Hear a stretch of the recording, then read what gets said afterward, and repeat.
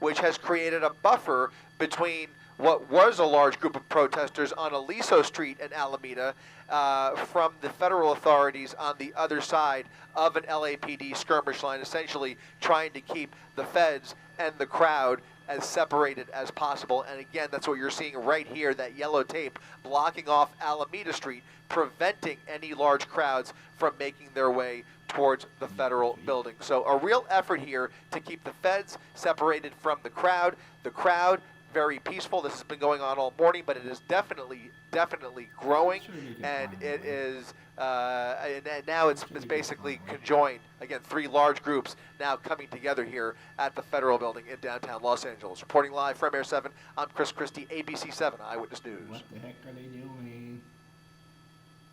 Thousands returning to Delta for the 4th day of ICE protests, guys. They're definitely having something planned right now.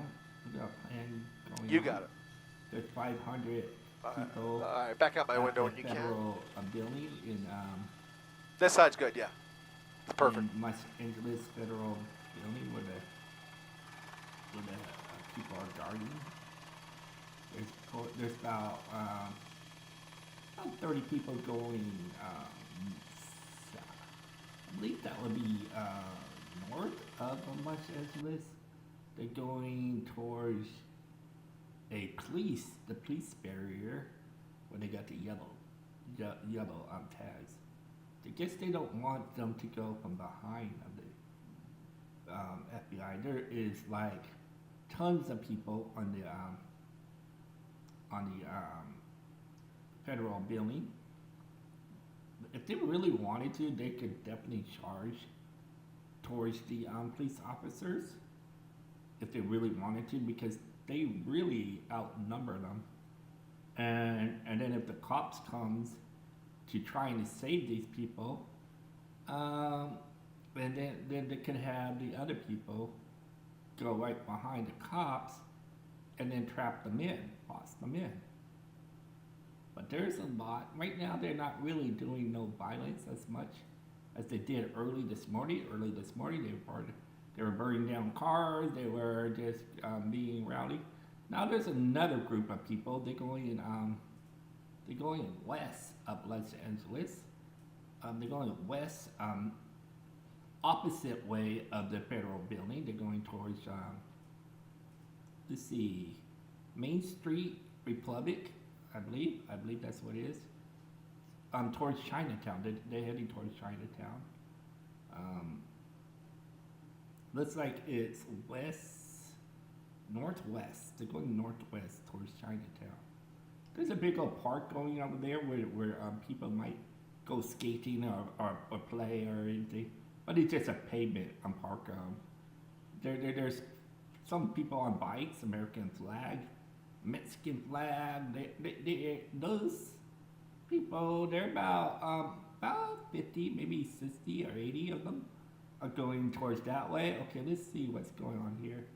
Now there's a crowd all into into a little area. I believe they're at the Delta Fort. I'm not sure where they're at right now. Look like they're just talking. They're just talking. These guys look like they're peaceful people. They're about 50, 60 maybe. Not that many. Right next to the steps with there were some guys in suits and stuff, and they're just talking. This girl is pointing at the crowd. They're pointing at the crowd. I don't know what they're saying because I'm not there. They're pointing at the crowd right now, so I don't think these guys, this little group is not at this time don't look like a a riot kind of group. There's a whole bunch of police cars blocking the way to the 101 freeway. They got a whole bunch of people. If they really wanted to go to the 101 freeway, there's enough people that could go to the 101 freeway. There's about 500 people at the federal building. About 500, maybe 250. I might be over-exaggeration. If you want to see this live, you can go to YouTube ABC 7. ABC7 go live thousands return to downtown Los Angeles for the fourth day of ICE protests. You just type that, you'll find where I'm at. And then there's a live chat that you can go over there. I'm not part of that. I'm just watching this. I don't like it when they're actually doing commentary themselves, because then you guys, it just distracts the broadcast when you hear somebody else talking. There is a lot of people, definitely, but not as violent as they did last night. Not saying it's not going to get that violent, but at this time it's been peaceful. But early this morning there was a lot of violence going on, where they were burning cars, and they were being a little crazy, but that was just a small group of people. Right now, these people are peaceful people right now, and it's looking good today. Compared to yesterday, where they were on the 101 highway, and throwing stuff at the cop cars.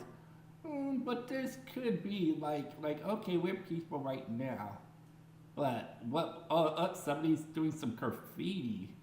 They're doing graffiti right in front of the cops, and the cops ain't doing nothing. They're just shielding the federal building where they can't go in or out.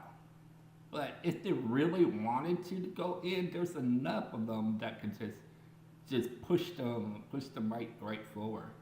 And then the other groups are going, there's another group of people heading towards the federal building. This looks like about 100 or so, but they're not going fast. They're just standing their ground. They're blocking, they got the speaker. The cops are blocking the area, so they can't get through, but there's enough people right there. There's more cops. Not no more. They could have charged them. Now some of them are backing away. But they're standing their ground towards the police officer. I believe they blocked us. There's cars that wanted to turn, but I guess, if they really wanted to, if somebody was really, really, really crazy, they could just run right into those police officers. And that's a horrible thing to say, but we saw things in New Orleans where there are people that's willing to do that. And if that ever happened, that will open up a chaos situation with the people heading towards the federal government and the federal office. The cops, there's about 20 cops in the riot area. I think they're blocking the Highway 101. I believe they're blocking the Highway 101 so nobody can do what they did yesterday. But that there is a truck over there. There is a truck. There could be some crazy motherfucker willing to risk it all, because some of these people are bad people, and they are. So if they really was going against the troopers, what you do is use a couple of these guys, use them as guinea pigs, and have them get arrested. While they're handcuffing and looking down, that's when you take control. But I'm not a violent kind of guy. But I can see both parts of it. If I was a bad guy, what I would do, and if I was a good guy, what I would do. Right now, what these troopers are doing is blocking the area where people can't go on the Highway 101. And these people want to. They want to cause chaos. They want to, but there aren't that many people in that area to do so. So why don't they go a little south? Copy. Little south, and then on the interstate, and then walk towards where they were before.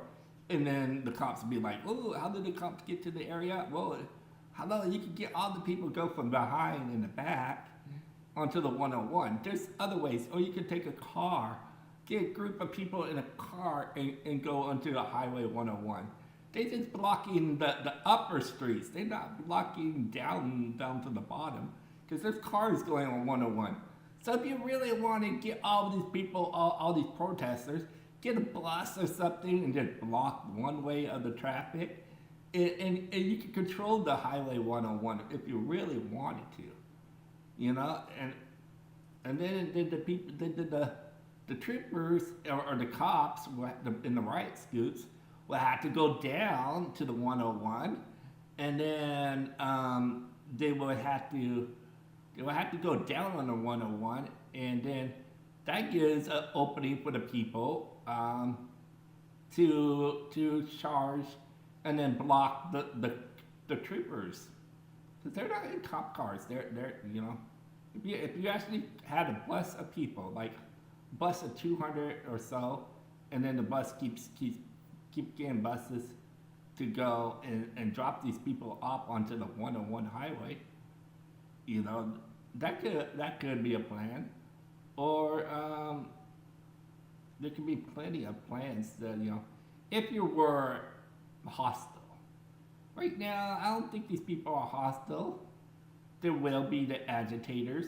There will be the ones over there. If you're looking for something new, eager to find a different path, or want to make a difference, the universe... Well, there's a lot of crazy stuff going on this thing. Guys, if you want to see what's going on, go to Channel 7.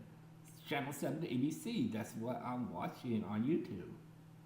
I'm just going to tell you what's going on. A commuter for LA.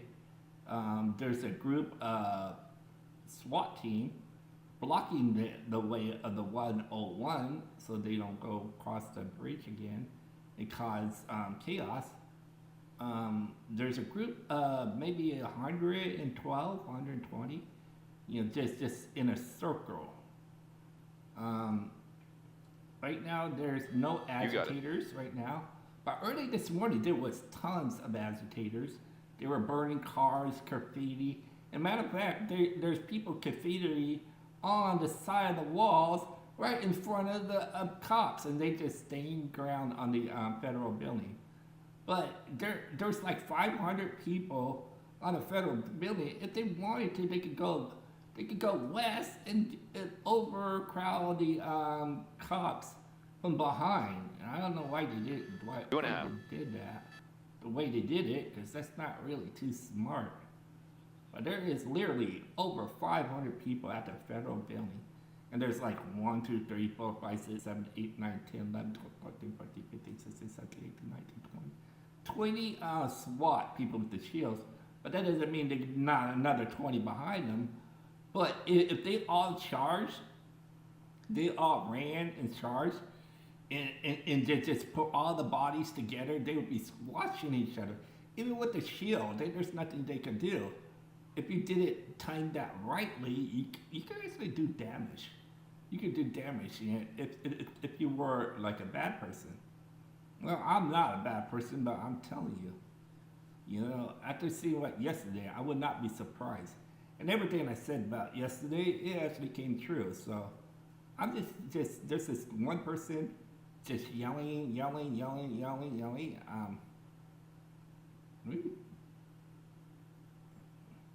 this one is not showing sound, but people are saying, do you see that the flags today? Oh my gosh, why is America doing this?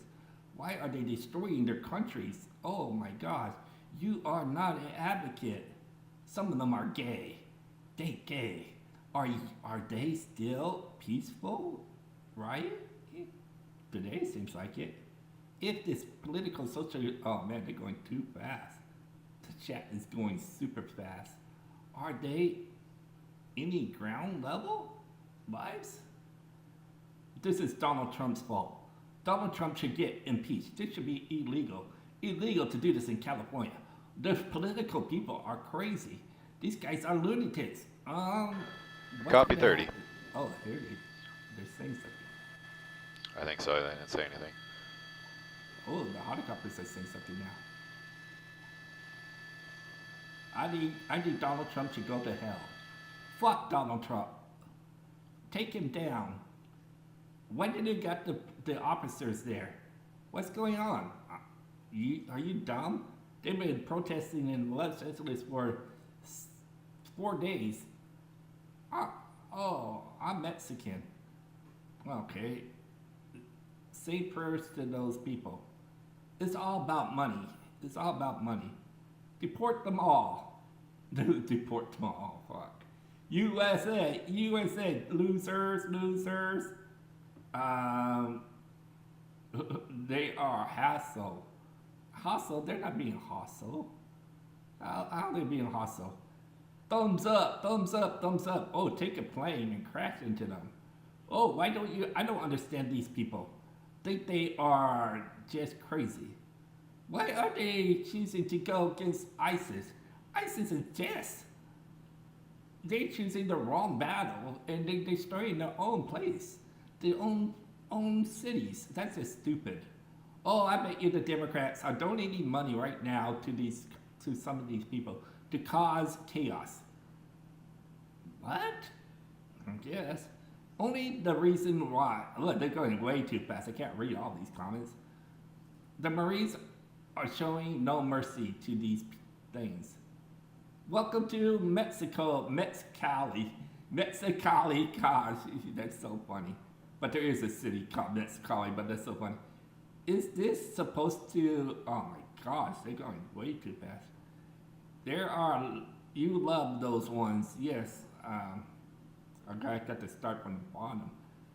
If anyone is actually in LA, you should realize that this oh my gosh, this chat is going to, they got over 14,000 people chatting in this chat.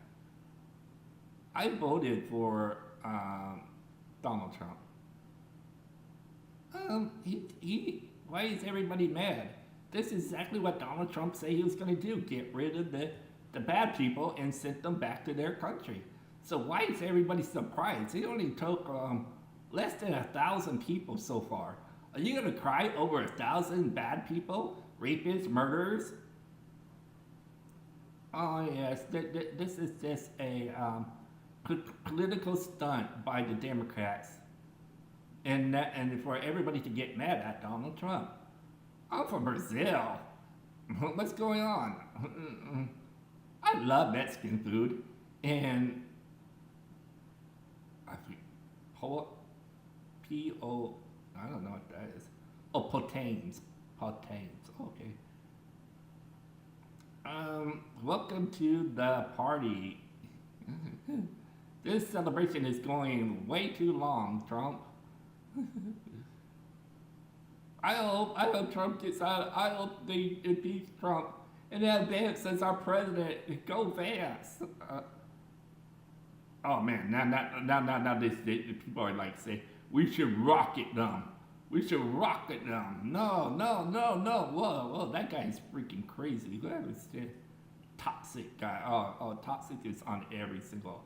He's on every single bad thing. He would say bad things about every single. He's like on an Israel kind of chat before.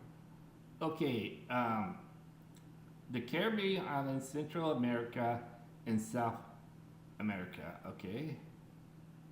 Yeah, this chat is going to. The objective to this is to cause peace and no harm to people. If they start doing harmful things, that's when the military will take action. That's true. Are you being laid to, I don't know, lied to? You being lied to? Make Mexican great again. Make Mexico great again. Okay, I got that. Go, get another one. What's the question? I don't know. Rest in peace? What the fuck? Trump is just dropping the poop. Let's see what's going on. The camera is changing to the right. The camera's going to the east part of LA. There's a small group. Why are they changing the camera angle? There's nothing going on. It's like, okay, camera's going back to the people. I'm like, it's like only 10 people over there. That's just strange. Okay, more rye. The chap's lying. Kelly Snoop Dogg. Call Snoop Dogg. Amigo, that is true. wheelchaiMan. I am wheelchaiMan. Somebody actually knows I'm in here. Somebody knows I'm in this chat. Somebody say wheelchaiMan. They acknowledge me. Do I have to say something? Damn.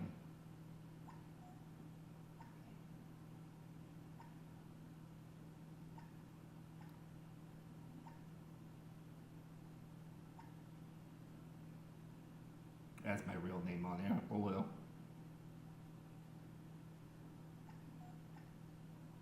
Yes, wheelchaiMan is here. Yes. Okay. Let's see. Oh, there's getting more police. What the? Oh, they're getting actually police cars. Why did they bring the police cars? Okay. Oh, and a black car. Thank you, sir. Okay, the police cars. Booth, you calling there, 7? Did somebody call in or something?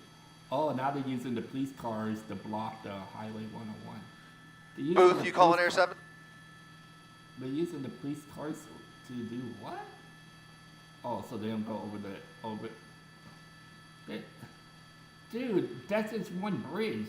They can do the same thing. They can go to a different overpass and cause problems. They think, a smart person will Air 7, Booth, you up?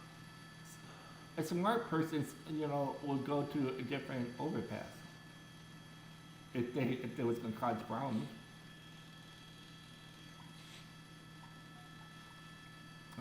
The group of people are going somewhere else.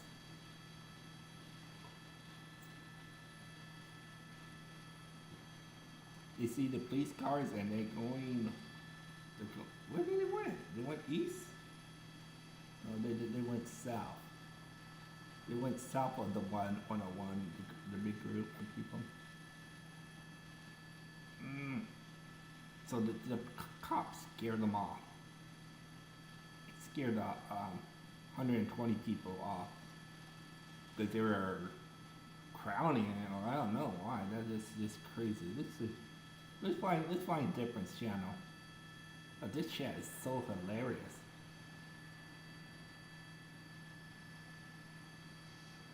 Let's see. Back to Mexico, amigos. Copy that. Oh, kick the Arthur out. I believe it. I wish Europe would do this. Europe should kick out all the people that's coming there and causing problems. Ice, baby. USA. I'm telling you, these guys, Broken City. I'm Mexican. I am. This chat is going hilarious fast. 12,000 people in the YouTube chat over on ABC 7. I think the cops are so stupid. Putting all eggs in one basket. Isn't that stupid? Couldn't somebody rob a bank? Could somebody cause chaos over on the one part of the city and just cause chaos somewhere else? And why are they concentrating on this overpass when there's many overpasses in LA? These people could choose a different overpass and cause trouble. Oh, because they caused the trouble last night on this overpass? This is the overpass we're gonna guard. We're gonna put all of our chickens in one overpass. When there gotta be a different overpass. It's like, oh, now they're unguarding. Since the cop cars are there, they're like, there's an overpass over on this side. Copy. Is Chris talking on this one? Or they could throw rocks over on the side. They could cause chaos somewhere else. Why? Well, I don't understand why they're putting all their chickens in one baskets. That just don't make sense. Obviously, the LA cops is not the smartest, or whoever is those people is not the smartest. Because if I was a bad guy, I'd be like, hey guys, come to group. Hey guys, they're guarding this overpass. Why don't we take 300 people on the overpass about half a mile from here, and we can go on the streets, and since they're not blocking the area that we have, we can control the under overpass, and then we can cover this part, and we can get onto the streets anyways, and then that will move those guys out, and then the other group of 500 people, since there ain't gonna be no more troopers there or cops, they can charge the area, and then they can bust them out. Oh, isn't that a good idea? Yeah. But obviously they don't think things through. That's if I was there. If I was there causing trouble, that's what I would do. But I'm not gonna get involved. I don't want to get no freaking mace or freaking crazy stuff. Let's see what they say. All the Caribbean islands in South America, they're gonna get rid of them. 36 by Smokey Rider. Let's go Mets. Let's go Mets, okay. I don't know what that has to do. Okay, another day. They're just doing nothing right at this moment. Why are we watching this shit? Well, we might see something. They might see chaos. Look how many people are there. Oh my gosh, what they doing? Oh, they celebrating. Yeah, oh, medical. There are liars there. Oh, ICE is gonna work and give them a day off. I wish ICE would just take all of them. Taco, go home. Tacos, go home. No muss. Centenary cities. What the fuck they think they are? Centenary city? Centenary cities? There's no centenary city. Hello, we live in America. Oh, oops, ooh, the military. All right, let's focus on that. Oh, there's a military group that's on the right of the federal. Right at the building, at the steps of the building. See, that's the thing. They can go up here and then jump on them and go from behind. There's a lot. They put all their chickens in one basket. That don't make sense. There's a lady, like a lacy, like a man lady, kind of like, woo, it's fucking like a beast, like with these big arms and stuff. Ooh, I want to date her. Hey girl, come over here, man. You protest my, it's gonna be funny, but maybe that's not the greatest idea. Hey guys, hit the like button. Guys, hit the like button. I do commentary of this YouTube riot, the riot in Los Angeles. Oh my gosh. Bless you, man. Thank you. Yeah, Colleen, we're watching a confrontation now. This is about as close as protesters have gotten to the National Guard, at least for today that we have seen. This is right outside the federal building on Los Angeles Street. At the steps of the building, you can see dozens and dozens of protesters, dozens of National Guard now coming nose to nose right there along the entrance as thousands of other, or at least hundreds of others, protest peacefully along the front of the building on Los Angeles. There is a minor confrontation taking place on the side. We'll keep an eye on the situation. Reporting live from Air 7, I'm Chris Christie, ABC 7 Eyewitness News. There's not enough people there. I mean, like cops and stuff there. If they wanted to, they could just ram their bodies into one area and cause chaos. There's even a way where they could just go right through the fuck ISIS. That's what it says. Fuck ICE. I don't know, man. Ice-T? Is everybody mad at Ice-T? Oh, poor Ice-T. They're protesting about Ice-T. Oh my gosh. If you want to see live video, you guys go on YouNow. You can see this live video right now on YouNow, and I'm doing commentary. Hey there, go ahead. You guys want to see? All right, we're heading out of here in about 5 to 10. Just heads up. Big out there, 5 to 10 minutes.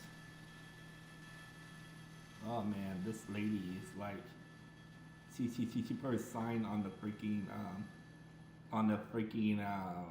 Everybody, as you join us live on ABC7 and our 24/7 streaming channels. Chris Christie up in Air 7 as we continue to follow another day of protests here in downtown LA. Another group of ICE protesters at the front of the Federal Building along the 700 block of Los Angeles Street. And here along the side of the front entrance, there is a close encounter between the National Guard and protesters who have now made their way up to the top of the steps here along the side entrance, or the side of that front entrance, I should say, waving and screaming at the National Guard. It's definitely tense in that particular location. Over to the front of the steps, though, there is a much calmer situation as protesters peacefully gather at the bottom of the steps with the National Guard at the top near the main entrance there. They are waving flags.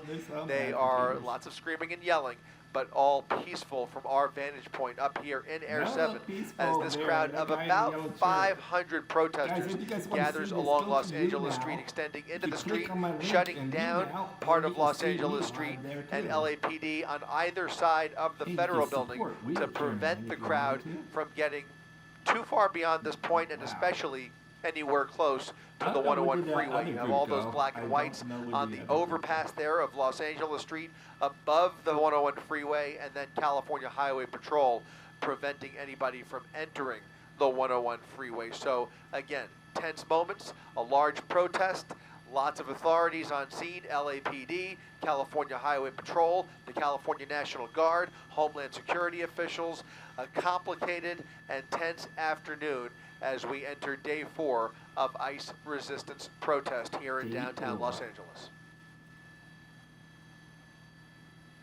What happens if kids start to go to this protest? What happens if the teenagers say, hey man, this is cool. This got some chaos, you know? And hey, Chris Christie, Mark Cotterobles here on the news desk as well, watching this with you. I think one of the concerns a lot of people have is what happened yesterday on the 101 freeway, and you were able to give us that update during our 3 p.m. newscast, the effort to keep these protesters off the freeway. What is the latest that you've seen with that, and did that ever escalate with anyone attempting to gain access to either northbound or southbound lanes of the 101, which is, of course, very nearby to this location? Right, so they have now created a barrier to prevent the crowd from even getting onto the bridge. There were separate crowds earlier, and when I say earlier, I mean about an hour ago. You had 3 distinct groups, 2 groups on either side of the Federal Building, and a third group along Main Street near Olvera Street.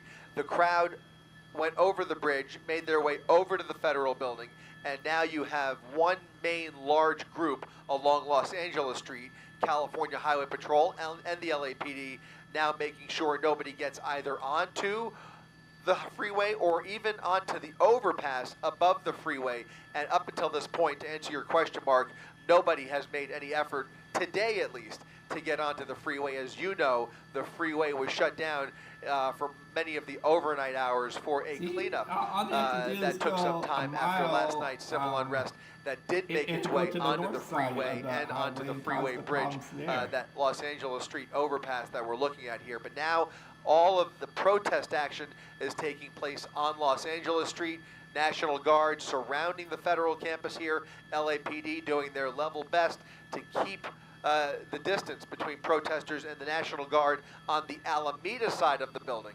On the Los Angeles Street side of the Federal Plaza, it's a little bit of a different situation. You have a large group, 100 strong, on Los Angeles Street, and then a couple dozen protesters right there at the main entrance. If you could, Josh, just go back over to that main entrance where those protesters are nose to nose with the California National Guard right there. And now it looks like the Guard has retreated slightly, maybe about 5 to 10 feet, and you have several protesters trying to actually create more distance. So it is tense. The distance is closing in, and you could cut the tension with a butter knife, Mark.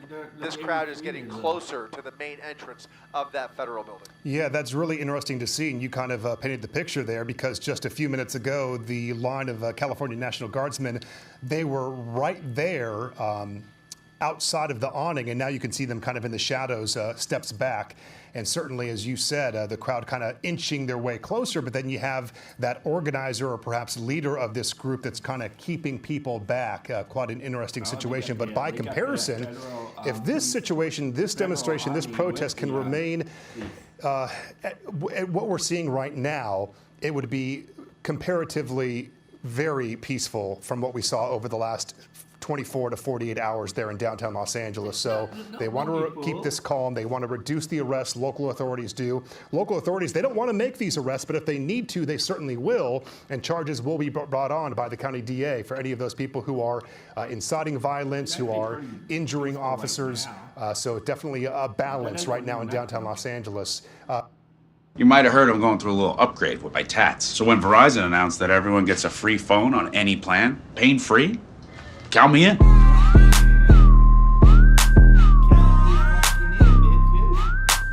Try and beat it. I'll give you a sec.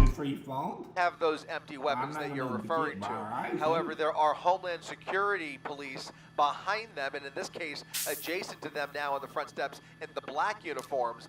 They have less lethal weapons at the ready and ready to go. And also, if you go over, Josh, to the other side, to the right, that group that retreated, you have, once again, National Guard with their shields up as they back off a little bit. And right behind the National Guard, you have those Homeland Security police that are, again, at the ready with those rubber bullets. What happened yesterday, to kind of refresh everybody's memory, is that you had a very tense standoff very similar to this on the other side of the building. What we see here is a group 100 strong. And as we can clearly see in this shot today, most of those people are very peacefully protesting and exercising their First Amendment rights. There are agitators in this crowd and some very loud people at the front of the line here. If they taunt those officers, if they so much as toss one object at a National Guardsman or at a Homeland Security official, that's when everything changes. And what you would expect to see under normal circumstances, what we would normally see, is you would see a physical confrontation where those police would remove the agitator, confront the agitator, take down the agitator with any force that they have if they need to, and allow the group to protest. What happened yesterday, though, is that once there was a confrontation on the other side of the building, the authorities, the federal authorities in this case, immediately resorted to launching tear gas into the peaceful protest. So instead of dealing with the agitators and the most violent people in the crowd individually, they immediately resorted to force that caused the whole group to revolt. And that was really the beginning of the chaos that led to a night of disaster last night. Hopefully we will not see that today, but we clearly have a large group of protesters, a growing protest at that as we get into the late afternoon, most of them peaceful for now, but a small group, a small number.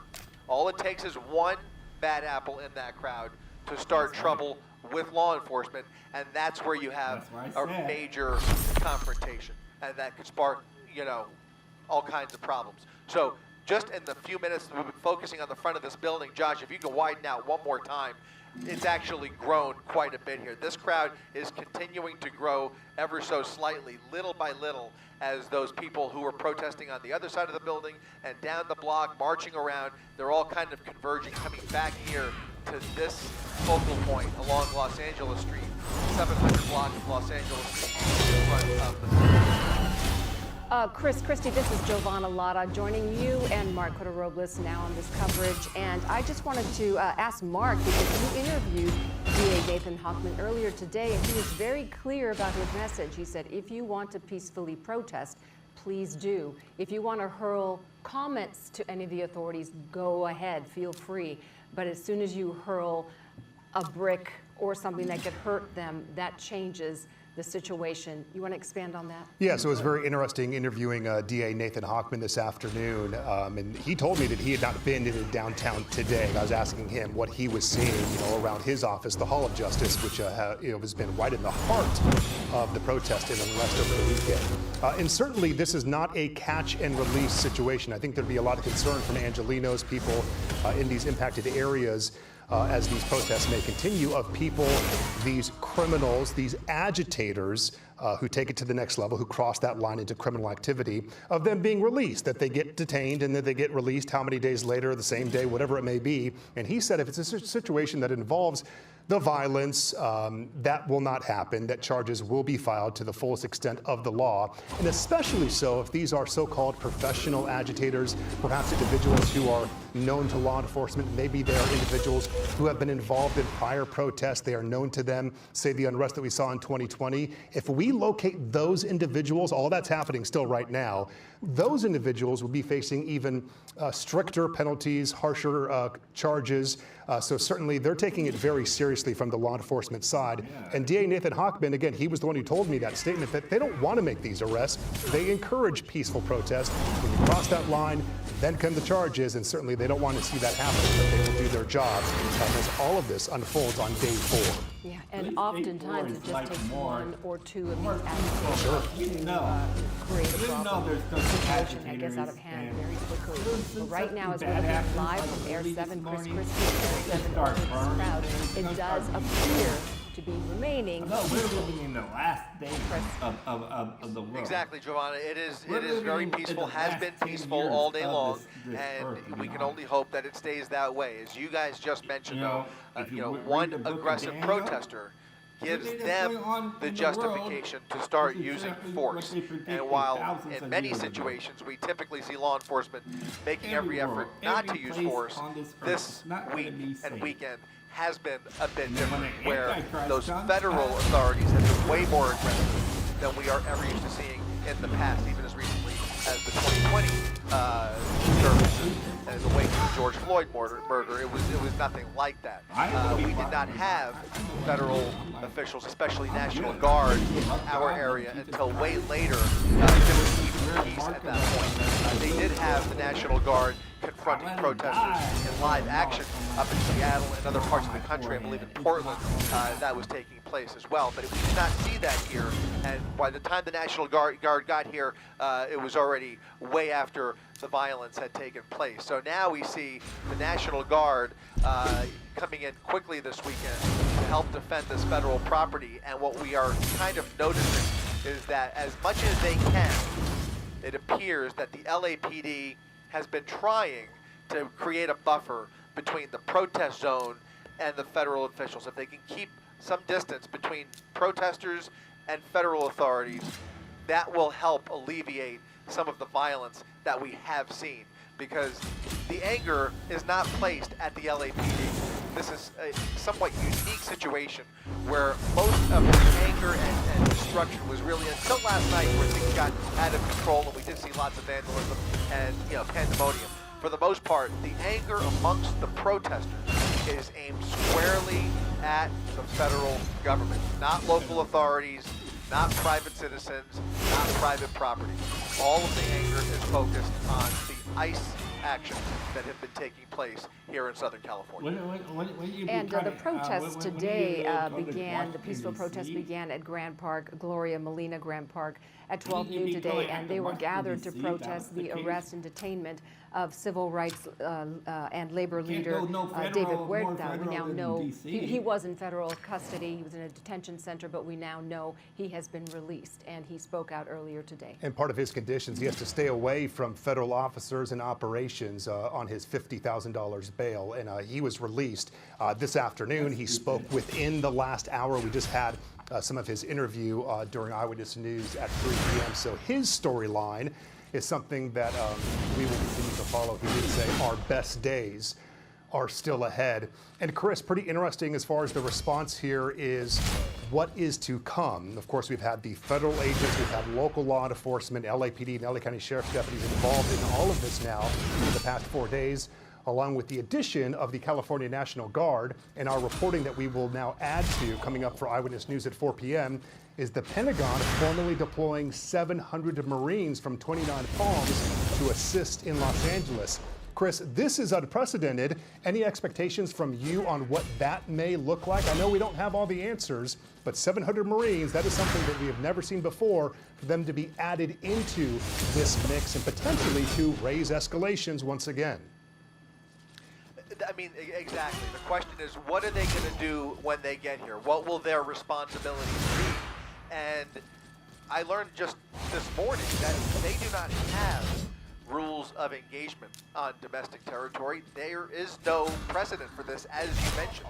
There are rules of force, which is a modest difference between rules of engagement and rules of force. And the difference is beyond my pay grade.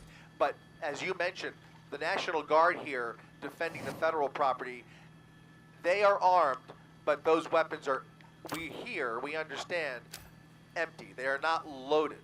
I imagine and presume it'll be a similar situation with the Marines when they arrive. I think my presumption is this is all a show of force as opposed to anything else. We can only hope that that's the case. Law enforcement has real responsibility to keep the peace. Our local law enforcement, LAPD, LA County Sheriff, California Highway Patrol, they have real responsibilities on their jurisdiction to keep the peace on city streets. The military, by all accounts, has no jurisdiction to engage in law enforcement activity on American streets. But it's complicated and it's unprecedented. So what we're going to see is going to be, something we haven't seen since the 1960s. And, we can only hope that things are as peaceful as we can imagine. Absolutely. And to that point, we do have new reaction coming in from LAPD Chief Jim McDonnell on this topic of the Marines coming in. Again, their arrival in the next 24 hours or so from the 29 Palms base. Chief Jim McDonnell saying the department has not been given any formal notification about the Marines being deployed. However, he says, quote, the possible arrival of federal military forces in LA, absent clear coordination, he says presents a significant logistical and operational challenge for those of us charged with safeguarding our city. McDonnell says the LAPD, alongside our mutual aid partners, have decades of experience managing large-scale public demonstrations. So the response from the LAPD, this is not something that they have asked for. McDonnell saying it is not something that is needed at this point. Again, we've been saying this over and over, an unprecedented situation we are seeing unfold before us. Governor Gavin Newsom was very clear. LA Mayor Karen Bass was very clear. We heard from Jim McDonnell with the LAPD, and also Sheriff Luna all said we do not need 2,000 National Guard members to come into Los Angeles, and we definitely do.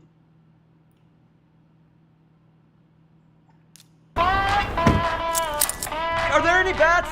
No. Are there any snakes? Nope. You sure? It's time to push your limits. That was easy. The Subaru Crosstrek Wilderness. Adventure on the edge.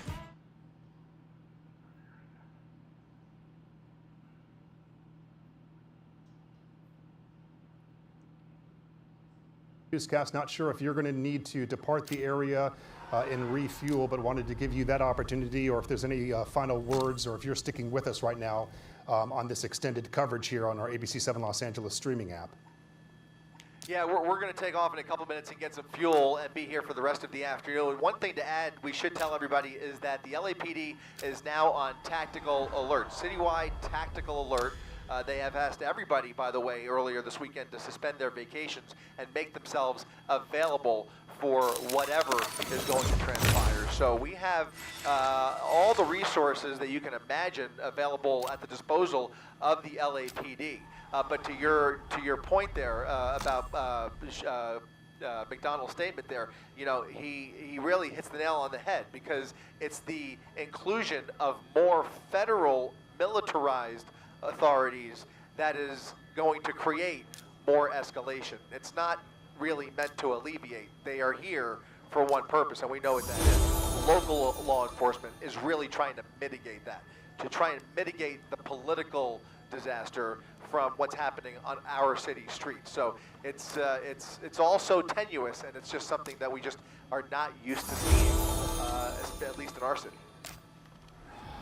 Yeah. Indeed, Chris, and just for those who might just be joining us, point out exactly where this crowd is gathered. This is not Grand Park, right? This is not Grant Park. A portion of this crowd did start the day over at Grant Park. City Hall is one block over. You can see City Hall right there on the bottom right-hand corner of your screen.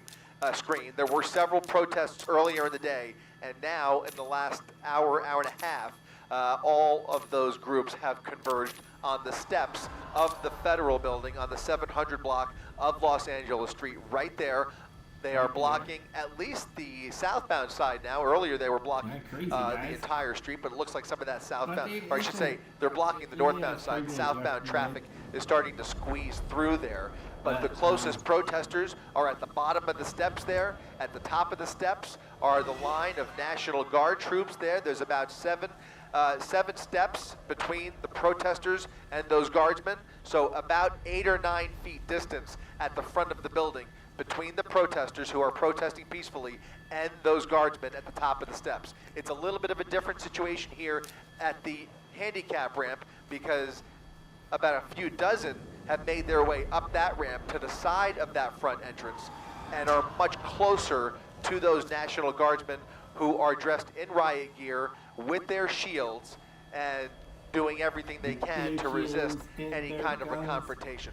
They are standing like mannequins, but they are being taunted by a small group of agitators on the side of that entrance. And Chris, just to be clear, this is the Federal Building at 300 North Los Angeles, correct? Is it 300 or it's Los Angeles Street though. Yes, you're right. The 300 block. Okay, great.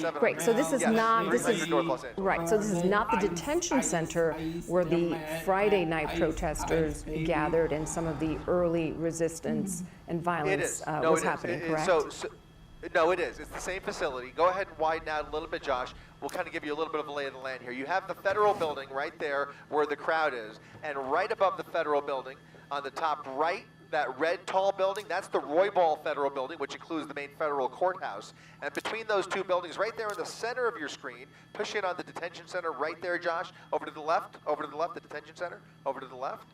That building right there, that is the Federal Detention Center, which has been the focal point. On the other side of that building is a whole other skirmish line of National Guardsmen trying to keep anybody from getting near that facility, and you have a buffer zone that LAPD has created to prevent a repeat of what you were talking about, Giovanna. But it all happened right here in this one square block. Almost the entirety of the violence that we've seen in the last 24 hours, if not most of it, was in this one square block here between Temple and Aliso, between the 101, Los Angeles Street, and Alameda. All of this area here is where everything has been taking place.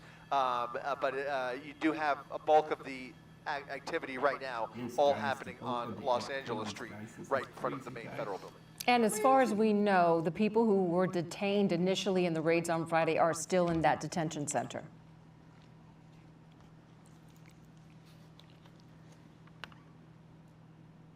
Okay, Chris. All right, again, we're looking at live pictures from Air 7 over. This is the Federal Building on Los Angeles Street. This is the 300 block of North Los Angeles Street, and you see the crowd gathered there. There are National Guardsmen underneath that sort of the concrete awning there. We've seen them before. You can see them there at the top of the steps there. And Chris is back with us. And Chris, I wanted to ask you, I don't know if you missed the question earlier, the people who were detained on Friday during the raids, as far as we know, they are still in that detention center behind this building. As far as we know, they remain at this detention center right there to the top of your screen. Yeah. At least a portion of them that we're aware of. But they have been pretty tight-lipped.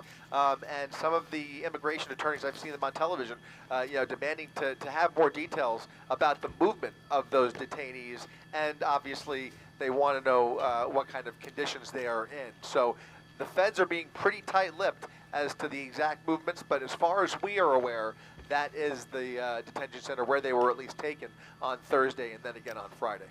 And Chris, I have another question because I joined in the coverage a little bit later. Is the crowd at Grand Park still there?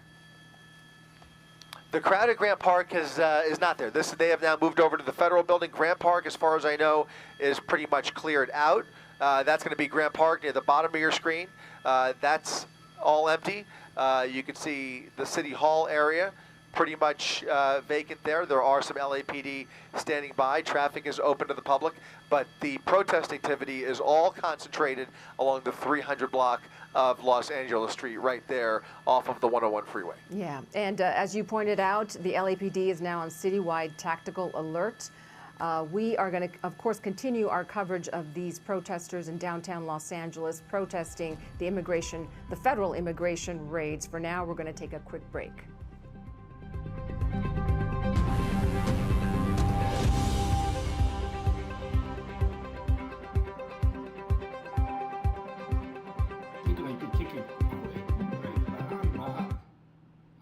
Oh wait, what the coverage? What the? That means they're giving it to somebody else because I'm not in all this. Next tonight with his news at 4. Sorry, dude, you just lost me. Now there's New York is doing protests, but they're not violent in New York. What the hey?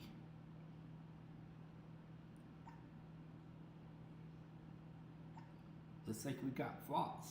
Law enforcement in place. We have seen several people be detained right now on a bustling Monday evening there just around 7 o'clock local time. Different signage is out. People making noise with chants and whatnot. So following this one in New York City, also there in Aurora, Colorado, a smaller group there expected to march on a federal facility in the greater Denver area. So this is what we're monitoring here on Live Now from Fox. And also there in the Los Angeles, as you can see outside of a federal building, you can see California National Guard members, police on hand for this. And again, viewer discretion is advised.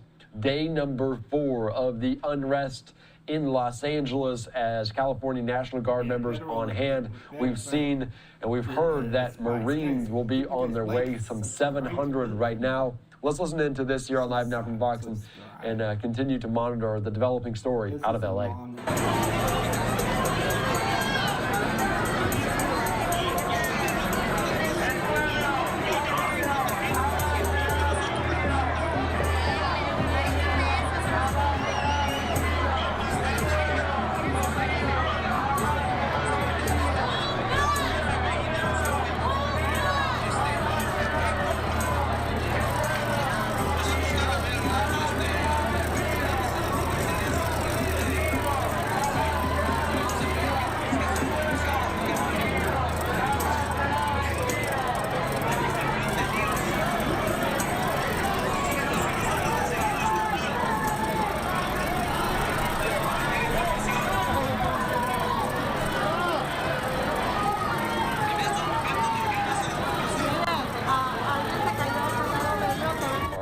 See there, zooming in on these California National Guard members with their riot gear, the riot shield out, just steps away, protecting some of this federal property. And it was an unprecedented move yesterday by President Trump to initiate the California National Guard over the will of the Governor Gavin Newsom. Talking about this here on Live Now from Fox, as we were following it very closely, as earlier on today, California AG Rob Bonta outlined their lawsuit against Trump and his order to federalize the National Guard.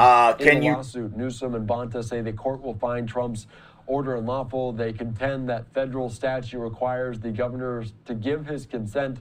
They also argue that the order violates the state's sovereign right to control over the National Guard. So that is a point of contention there between the two individuals. President Trump asked about Governor Gavin Newsom, calling him, quote, grossly incompetent earlier on today. So the rhetoric very divisive between the two right now about what's going on in Los Angeles.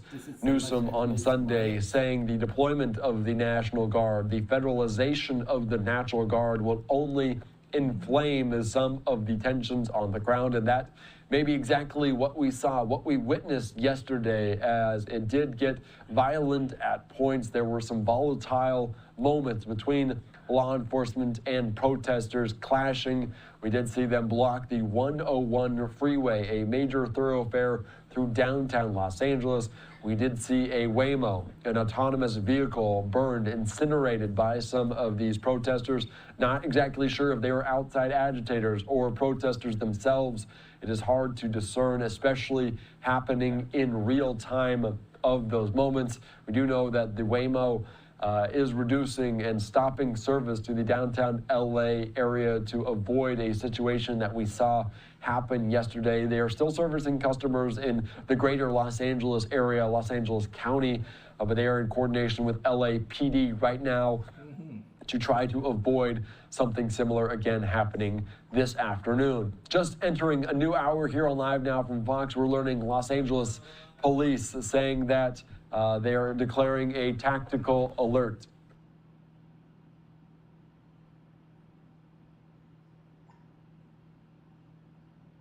All right, so we're just watching this here on Live Now from Fox. Let's dip in to see if we can hear anything anyone's saying on Live Now.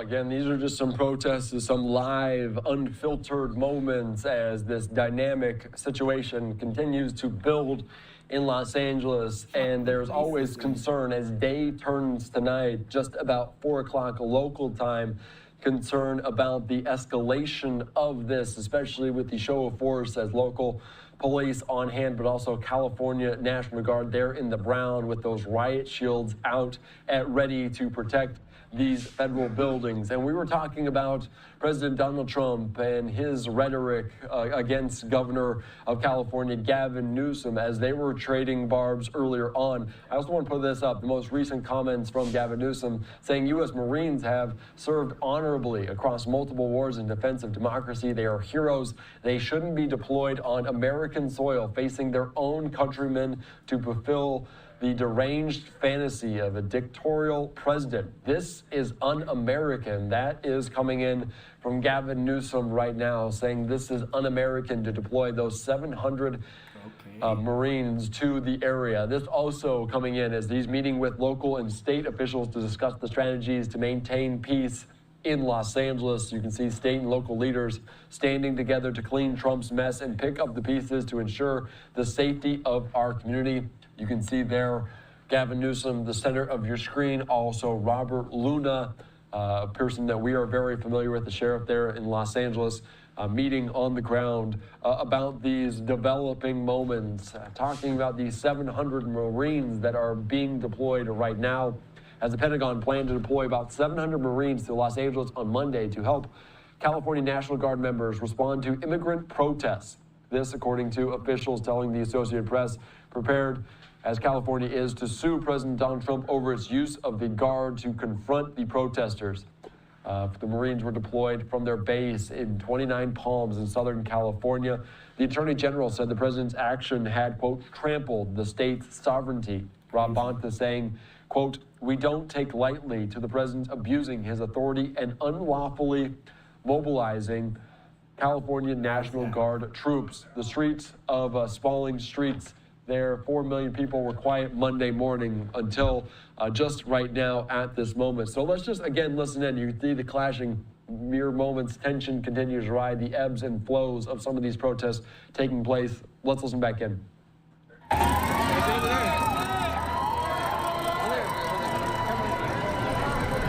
As we were watching this unfold, you can see some of the reporters on the ground. Our Fox 11 team, Fox LA, looking at all of these different angles themselves, and we'll be able to get a better vantage point. So let's take you right now out to their breaking news coverage of the developing scene, the day number 4 of anti-ICE protests in Southern California. They brought in officers from all over the place, which they have placed to secure the perimeter of this location and to, in their minds and in their own words, maintain peace with the crowd. At this point, we have seen little skirmishes, people getting into arguments with one another, but truly, I have to say it has been very peaceful. And most of the people who are here are telling us that's the way they want it to be. But you know what? There's so much anger. There is such... I mean, it's palpable. The people here are not, the people in front of me are not out of nowhere. These are not the troublemakers that, you know, sometimes we'll see a protest, kids at the end of a protest. No, this is not what this is. Every one of those people holding a Mexican flag came from the other rally. And every one of those people possibly has a story. Many of them we spoke to telling us about family members they're afraid for, or family members that they can't get in contact with. So there's a palpable sense of anger that has to be acknowledged. Whatever you think, whatever side you believe to be on, these people have a right to be upset because their lives in their minds are being completely turned upside down. These are people who have family members who've been here 30 years, 25 years, who've had jobs, who've bought houses, and suddenly they're wondering if they're going to be deported to countries they haven't been to in many years. So that's why you see so many flags other than the Mexican flag. You're going to see Brazil's over there, you see Panama and Argentina. So they have this point of view, and to that effect, there's a lot of other people who are not Mexicans, who are Anglos, who are also out here. You have a large contingent, Black Lives Matter people were out here earlier. So there's a lot of support for that because what they were told, many of them, is, oh, we're going after criminals. And honestly, they're not seeing that. They're seeing working people get arrested. The water that you just saw thrown at us is not a projectile being thrown at us. It's actually a very nice man trying to get cold water to the people who have been up here. So let's just separate. No, we're not being bombarded with cold water. That has happened. Last night you saw some of the stuff that happens, and we'll see what happens tonight. At this point, there is more law enforcement here than I have seen in the last 2 days. That I have to see. Yeah. And now we have the element of the National Guard, which is what you see in front of you, who are not here, by the way, to support LAPD necessarily. They're here to guard the federal building, which is what you're looking at. And they've made that very clear to us. So keep that in mind. We'll see how it develops. But at this point, there's a lot of anger. No question about it. But at this point, it's peaceful so far. But do not come downtown if you don't want to get involved with this, because the streets are going to be blocked off and you're going to get caught up in this, and it's not pleasant. You don't need to do that. Christina. So live in downtown Los Angeles, so far so good. Yes.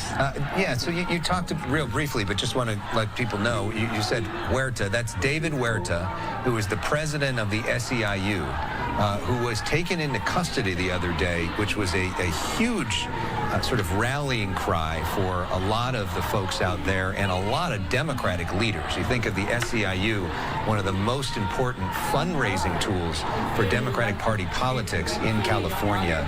Many of the leaders knew him. I know high-profile folks like Senator Adam Schiff and Assemblyman Isaac Bryan, others were in that hearing today showing their support for David Huerta. Can you talk about what you know about that hearing and what happened with him today? The hearing, I was not at the hearing because I've been outside keeping an eye on these things. But I know there was a large group standing on the other side of the building where they were waiting for some word on it. And as we came back up, people literally were so happy. They were screaming, Huerta has been freed. Huerta's being freed. At that point, I asked one of the people from the courthouse who was outside, is that so? And they said, yes. Now, the details of how or what is going on, I do understand understand we have a camera and a crew waiting to get some statements. I think Schiff is actually over in the courthouse with him. But supposedly what we're hearing on the ground is that David Huerta has been freed. Keep in mind, the rally this morning had close to 1,000 people, all screaming together, free him, free Huerta. So with that going on, there was a lot of pressure. And you saw, because he was arrested in front of cameras. Christina? And it was a very visual arrest. So yes, that is what we're hearing from down here. You might know from your end. We do. Yes, you're right. There was a video of him, a live shot of him where he has been released. It seemed quite emotional, making some comments about that. So your information is indeed correct. As we are watching this here, you note the peaceful nature of the protest and the people who are out there truly there to talk about immigration, voice their concerns about what's happening in this country regarding immigration. It was later in the night that we continued to see the continued unrest with almost the anarchy and the criminal element as well. And just to be clear, he was released because he's out on bond, a $50,000 bond. Charges were not dropped against him. He made a court appearance on Monday afternoon. He's facing a felony charge that carries up to 6 years in federal prison. And that charge is conspiracy to impede an officer in connection with what happened during that immigration enforcement raid last week. So he's now no longer behind bars because he's out on bond, but he is not free and clear in terms of the legal system so far. We know that LAPD has declared a tactical alert. So, Christina, what are you seeing when it comes to LAPD out there? All right, on the other side of this building, and I don't know if we have a helicopter shot because that's the best way probably to explain this to you. Keep in mind that on the other side, which is Alameda, where you have been seeing for the last 2 days, that's where I was Friday, for example, where the main in-your-face type of stuff has been happening. What they have done there is they have literally blocked the street with law enforcement vehicles. Literally. Now, aside from LAPD, who is concentrating on the street side, I don't know if you can see it from the air because I'm not seeing what you're seeing, but then they have the National Guard that is blocking all the entrance to the parking lots. That is where Friday we were looking at the vehicles carrying people who had been arrested in the raids being carried in and people trying to stop them. So that's where they have placed the National Guard people. Now, if you look on the other side, cornering the Alameda side, you're going to see Aliso. Aliso is a street that borders a freeway. And you will see that CHP, which has brought in, I was told by one of the commanders there, close to 400 extra people. They're concentrating on trying to stop anyone from getting on the freeway, especially as we approach rush hour traffic. Now, they're not closing the freeway as far as I know when I left there. Keep in mind, a lot of people continued coming to work. I mean, courts were open. People had to come to court and do what they had to do, and they were able to do that. But in terms of the businesses, for example, a lot of them did not open. Not even, I stopped at the cathedral, even their gift shop closed down. I mean, nothing around this area was open. So traffic coming in was a lot lighter. So you're not going to have probably, hopefully, the kind of traffic you would have on a Monday afternoon at rush hour. And that might help the situation because honestly, you know, you don't want people caught in this situation, which is why I'm saying don't drive in here if you don't have to. A lot of people try to leave early. A lot of people were trying to just get out of the way in expectation of what's going to happen today because I think there is a sense that after the last 3 days and all the politics involved with this, that today is the day where LAPD and the local law enforcement is going to have to prove that they can keep things under control. The whole country's watching us. The whole world is watching us. I am getting text messages from people everywhere. They have this image that all of LA is burning or something. It is not. Obviously, these are very specific areas that are affected, but they're watching. And what Trump is claiming is that this is all out of control. So it behooves LAPD, CHP, and the local law enforcement to show it isn't. And that's very important today because today is the day that after the weekend people are watching and saying what's going on.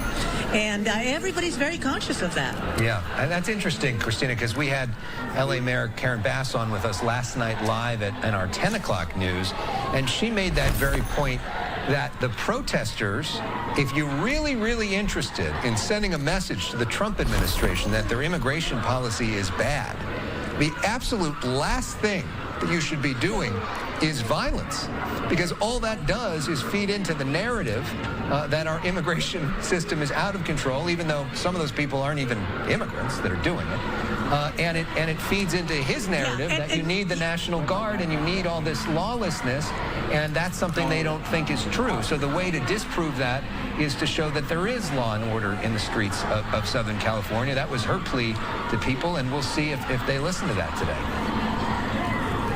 Yeah, I mean, I will say every leader in the rallies, there was a big message going out telling people, listen, we know this is hard, but stay peaceful. Stay peaceful. Don't let them paint us as to what we're not. And that has been a big push today. And we're seeing it, and we'll see what happens, because honestly, the majority of these crowds are not involved in the things that you see. They really are not. And at least not from my perspective. That's not what I have seen. Yes, I have seen troublemakers, and I have seen also really angry people get in trouble. But again, that's not the majority of these people. But right now, this is a very important moment in history that we are looking at for many reasons. Look, how many riots, how many insurrections have I covered in the last 40 years in Los Angeles? And I dare say, yes, we don't have what happened 92, 93, where so many people died, thank God, and half the city was burning down. But this image right now that is going out is very important. We did not have social media back then. The world is watching everything that is done here, and they know that. So they know they need to put that out there. The question is, will they be able to when the tempers get hot? And it happens. So we'll have to see. We'll have to see and step back, and hopefully, you know, people listen. And if things happen, it's nothing major, because the worst thing that could happen with this, beyond anything, is that anybody gets hurt. Right. On either side. Nobody. Everybody wants to go home at the end of the day. We're all human beings. Those officers there, we are, you know? We're looking right now at the very part of the freeway that was shut down yesterday, where those CHP cars were stuck. One was burned.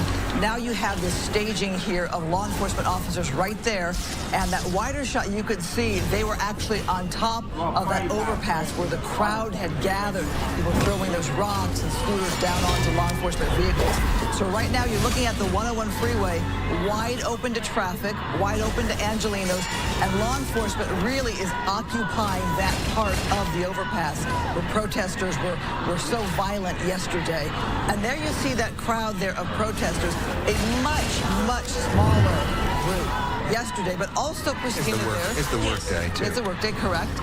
But also the different picture is those National Guards people there that are in front of the crowd. And you can see the woman in white there, very front, trying to talk at them or with them, and one of the members of the National Guard was talking back with some of them in the front. The point, Christina, I think you made about social media is such an interesting point, because, you know, the news has been accused of the phrase, you know, if it bleeds, it leads. Basically, we oftentimes will see the most sensationalistic images because that's what viewers want to see, and that's what happens. It's sort of human nature. And that's multiplied like 10x on social media, where you get even shorter clips of stuff, which really doesn't have nuance. And some of it is AI generated at this time. And when you're scrolling through a feed, you know, you only see oftentimes the images of the fires and the craziness and everything. And to the point that most of the country does think that like all of LA is on fire. And the reality is there's a few small pockets that have had some real problems. And the overwhelming majority of the city is business as usual today. But that image doesn't get out there. Right? I saw so many comments, and Christine, I'll bring in a second, that said, I haven't seen any images of peaceful protest. And it's like, because on your feed, your algorithm is not giving you any images of peaceful protest, because most people don't want to see those images. What they want to see is the stuff that makes them angry, and that's not what you're looking at right now. A bunch of people holding flags quietly. It's all those images of all the destruction. And that's why I wanted to give you this perspective point, because sometimes when we're inside the crowd, it looks like it's a lot crazier than it is. And sometimes we want to be inside the crowd to talk to people and so forth. But when you step back a little bit, and in this vantage point that we can give you, you know, you can see what is happening. Now, yes, there are people screaming at the officers, and it's interesting. When I got here this morning and I walked from the cathedral all around to LAPD headquarters, I was looking at some of the damage, and I was talking to some of the officers, you know, I was asking one of them, and he didn't want to go on camera. They can't. I said, you know, you're from this community, and he happened to be Latino. And I said, how do you feel when you see this happening in front of you as an officer?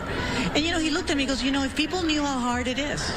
And that doesn't make it right, it doesn't make it wrong, but I think sometimes we forget that at the end of it, we are all human beings. Right. And that gets lost when things get pushed forward for political reasons and social media feeds and whatever. And I am a victim of that. I was looking at all of it last night. I just don't, you know, I got to step back. Right. And just not look at it for a while and remind myself, you know, for every horrible thing we see, I see a wonderful human being out here doing something wonderful. Well, but that's my way of dealing with it. Yeah, you make a point. Everybody has their way of dealing with it, but we can go down a rabbit hole that is really dangerous, especially if we are the people who are supposed to be bearing witness. You know, it is not my job to tell the story. It is my job to allow the people to tell their story. You know, and sometimes people don't like me because of that, and sometimes they do, and that's okay. But that's what we are all trying to do respectfully as much as we can. And this is why it's important to step back sometimes and just let it see. Now, if something happens, we're here. We try to put context on it. But everybody who's just watching their social media feed, you're getting an algorithm. You're right, Alex, of what you see, and it's going to be usually the worst stuff about people. Yeah. So and that's sad, because that's not necessarily what that doesn't mean that there's no trouble. You know what? There were some really troublemakers in the last 2 nights that have created some problems. But I've seen much worse damage downtown. So I can say that. We'll sum up. We'll see. We have to put it in perspective. Yeah, we'll sum up what you're showing us right here, which is that peaceful protest in front of the federal building. Law enforcement very present there. Actually, even on the wider shot, a lot of law enforcement present there. We do have sound from David Huerta, the SEIU president, who was taken into custody during one of the pursuits here. He was arrested. He is now out on bond, and he gave a quick interview to the media. Let's listen to see what he had to say. Real quick, it was, so I just want to say that when we're here, there's protests outside. That means in there, they're in lockdown right now. They're in lockdown. They cannot come out of their cells. Not even to eat. They cannot come out. The detainees. They cannot come out. So while this is happening, they cannot come out. There's also the risk, they also cannot see their lawyers. And to a certain extent, they cannot also do court hearings that are so important. Because had I not had my court hearing today, I now would be standing here. Justice we will have our time for justice, but we must do it in a way. All right, just listening in there to our Fox 11 coverage here on Live Now from Fox. That's David Huerta, the SEIU president of California, being released on bond after that protest today. Let's shift gears to another individual, another illegal immigrant that was previously deported back into the United States and will be in federal court on Friday. And of course, I am speaking of the Maryland man, Kilmar Abrego Garcia. He was indicted on human smuggling and conspiracy charges. We're going to be joined right now on the ground in Nashville, Tennessee by Fox's Asher Red. Asher, thank you so much for joining us here on Live Now. What can we expect later this week? Well, Andy, Kilmar Abrego Garcia has been back in the U.S. since Friday, and when he landed, he came straight to this federal courthouse behind me here in downtown Nashville. The judge pushed his arraignment back to this Friday due to a language barrier there, and that's because he and his interpreter wanted more time to go over an indictment together. That indictment was handed to Abrego Garcia in English. Now, the indictment says that Abrego Garcia played a significant role in a human smuggling ring for about a decade. The Tennessee Highway Patrol pulled Abrego Garcia over for speeding in 2022. 8 other men were inside the vehicle at the time, and troopers found $1,400 in cash, and they flagged Abrego Garcia to ICE. Abrego Garcia is a suspected MS-13 gang member who prosecutors say helped smuggle thousands of women, children, and fellow gang members into the U.S. The indictment also says that Abrego Garcia trafficked weapons, drugs, and explicit images of a minor. Some Democrats were angry over his deportation, pushing for due process, including Maryland Senator Chris Van Hollen, who visited Abrego Garcia in El Salvador. But now that Abrego Garcia is back in the U.S., Republicans want him to stand trial before deporting him again. I'm amazed at it, and I saw it at our hearing with Secretary Noem, is seeing the Democrats hold Mr. Garcia up as if he's some golden boy, poster child that they all rally behind when he's in fact related to MS-13, a trafficker. Abrego Garcia is charged with 2 counts, human smuggling and conspiracy. He could face up to 10 years in prison for each person that he's accused of smuggling. Abrego Garcia is in the custody of the U.S. Marshals at a holding facility about 70 miles from where I'm standing. He'll be there until his arraignment. That's because the judge thinks that he could be a flight risk due to his violent past and his ties to violent organizations. Andy? All right, very interesting. Thank you so much for bringing us the latest on Kilmar Abrego Garcia. I do want to ask you, because we're watching the tensions continue to flare up in so many communities around the country about these anti-ICE protests, as vocalists, demonstrators coming out against some of these immigration policies by the Trump administration. Have you seen anything on the ground there in Nashville about some of these protests? Yeah, we haven't seen anything yet, but it's funny you mentioned that because just a few hours ago I was talking to one of the U.S. Marshals who was in charge of covering this building for security purposes, and he said that on Friday, when Kilmar Abrego Garcia is expected to be here for his trial, or not trial, his arraignment, they're expecting protesters. They're expecting both protesters who are protesting ICE and also protesters who are against ICE and counter-protesting those others. Back to you. All right, thank you so much, Asher. We appreciate your time reporting here on Live Now. Thank you. All right, thank you so much. Of course, the arraignment up next here for Kilmar Abrego Garcia, who is in Nashville, Tennessee, of course, facing charges of human smuggling and conspiracy there as he returned from El Salvador. And we've documented the Maryland man, the illegal immigrant, and accused ties to gangs, including MS-13. So we're following all of this here very closely on Live Now from Fox. Let's turn our attention real quick back to Los Angeles as we're hearing different comments about the deployment of Marines. And LAPD Chief Jim McDonnell says he has not heard of this, saying the LAPD has not received any formal notification that the Marines will be arriving in Los Angeles.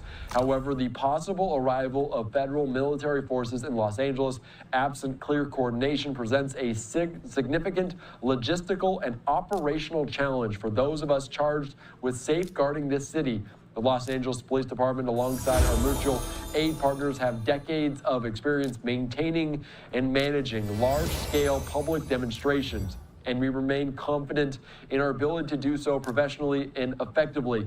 That said, our top priority is the safety of both the public and the officers on the ground. We are urging open and continuous lines of communication between all agencies to prevent confusion, avoid escalation, and to ensure coordinated, lawful, and orderly response during this critical time. So, of course, this coming in right now from Jim McDonnell, responding to a possible deployment, saying the LAPD, they themselves have not heard any response, any coordination about Marines being deployed to that area to protect federal property. They will not be used, according to Jennifer Griffin, a U.S. official telling our Fox News partners that they will not be used as law enforcement there on the ground. As we're watching this here unfold in real time, you can see California National Guard members on hand already. They are with the riot gear, the riot shields in front of this building. Let's take you right now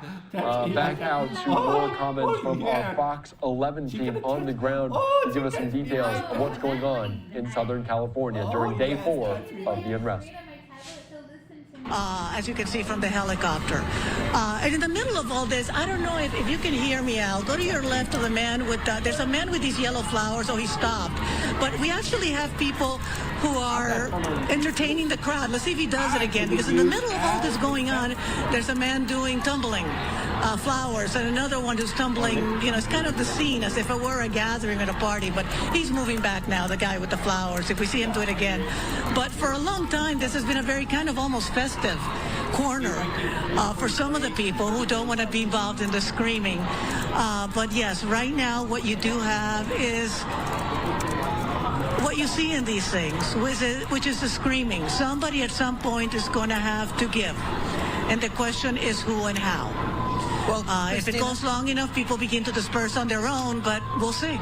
There's a bit of leadership often with protests. I see somebody down there walking by handing out water bottles. There's another sign in the crowd that says first aid. You said the crowd had some kind of people of leadership kind of action saying, stop, don't throw bottles. Are you seeing a coordinated I'll tell you, no, it's not a leadership. I gotta stop you, because this is the weird thing about this crowd. No, there isn't an organization leader at this point. Many of them came from much more organized crowds. But this is very organic. The people handing out water, I talked to them earlier, they just showed up. They just wanted to help. The people who were next to me trying to run down to stop the people who are throwing water bottles are not the leaders of this group. They're just here. So it's kind of like an organic situation. It really is a leaderless group. Maybe small groups have people, but it's not like just one person that is telling everybody what to do, which is why I can't tell you what they're going to do. Usually, if that were the case, they'd say, oh, we're going to march north on the street and down. That's not what's happening here. People are just coming, and as they see it on social media, more people come down. So you're saying at Grand Park, it's interesting. Yeah, at Grand Park, when they had the news conference or the rally earlier, that was more organized with leadership, and this is kind of a spillover? Yes, very much so. The people that you see here, somewhere in Grand Park, somewhere in Olvera Street, a large contingent was a group of students who started a rally here at 11. So it's a different people. It's not like one leader telling all these people what to do. We've seen it kind of evolve and grow this way, but it's not. No, it's very organic. It really is. Let's see to the right over here what's going on, because that group over there with the flags. Somebody's trying to talk to somebody. Somebody's trying to they were trying to approach some of the National Guardsmen to talk to them, but I don't think that's going to happen. And in some of these groups, you'll see somebody trying to coordinate, hey, can we do this, can we do that? But no, nothing that I see here that is very organized, not on this end of things. Maybe on the other side, but not here. Completely organic. Christina, obviously the issue of illegal immigration is a complicated one that's nuanced, that has a whole lot of feelings on it.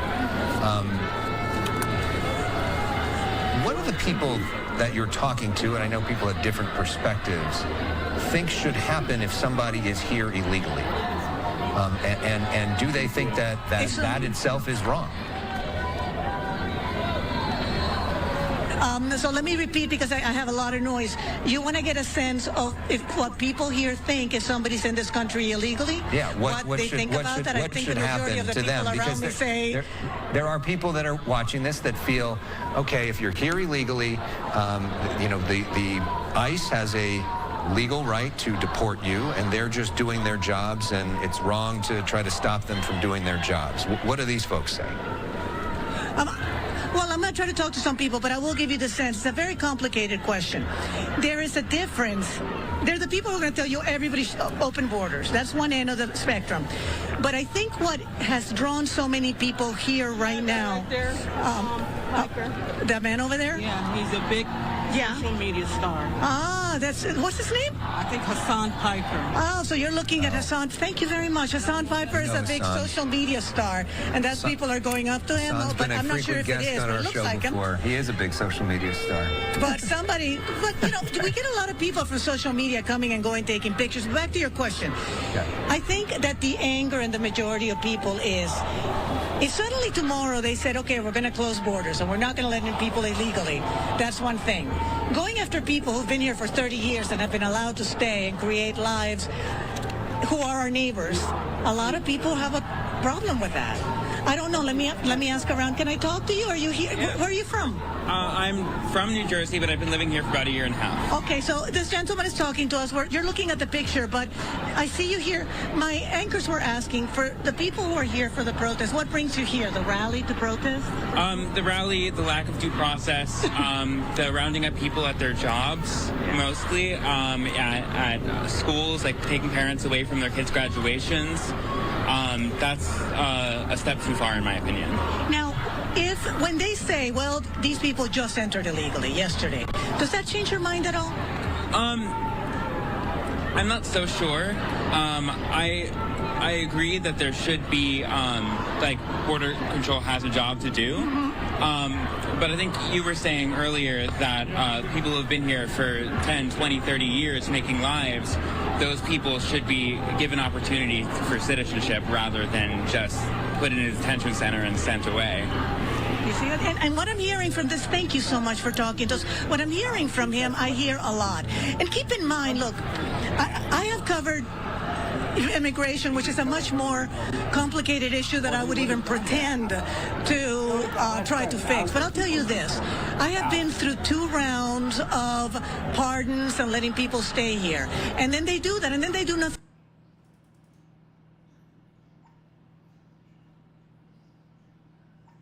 How many people has been deported since Mr. Donald Trump become president?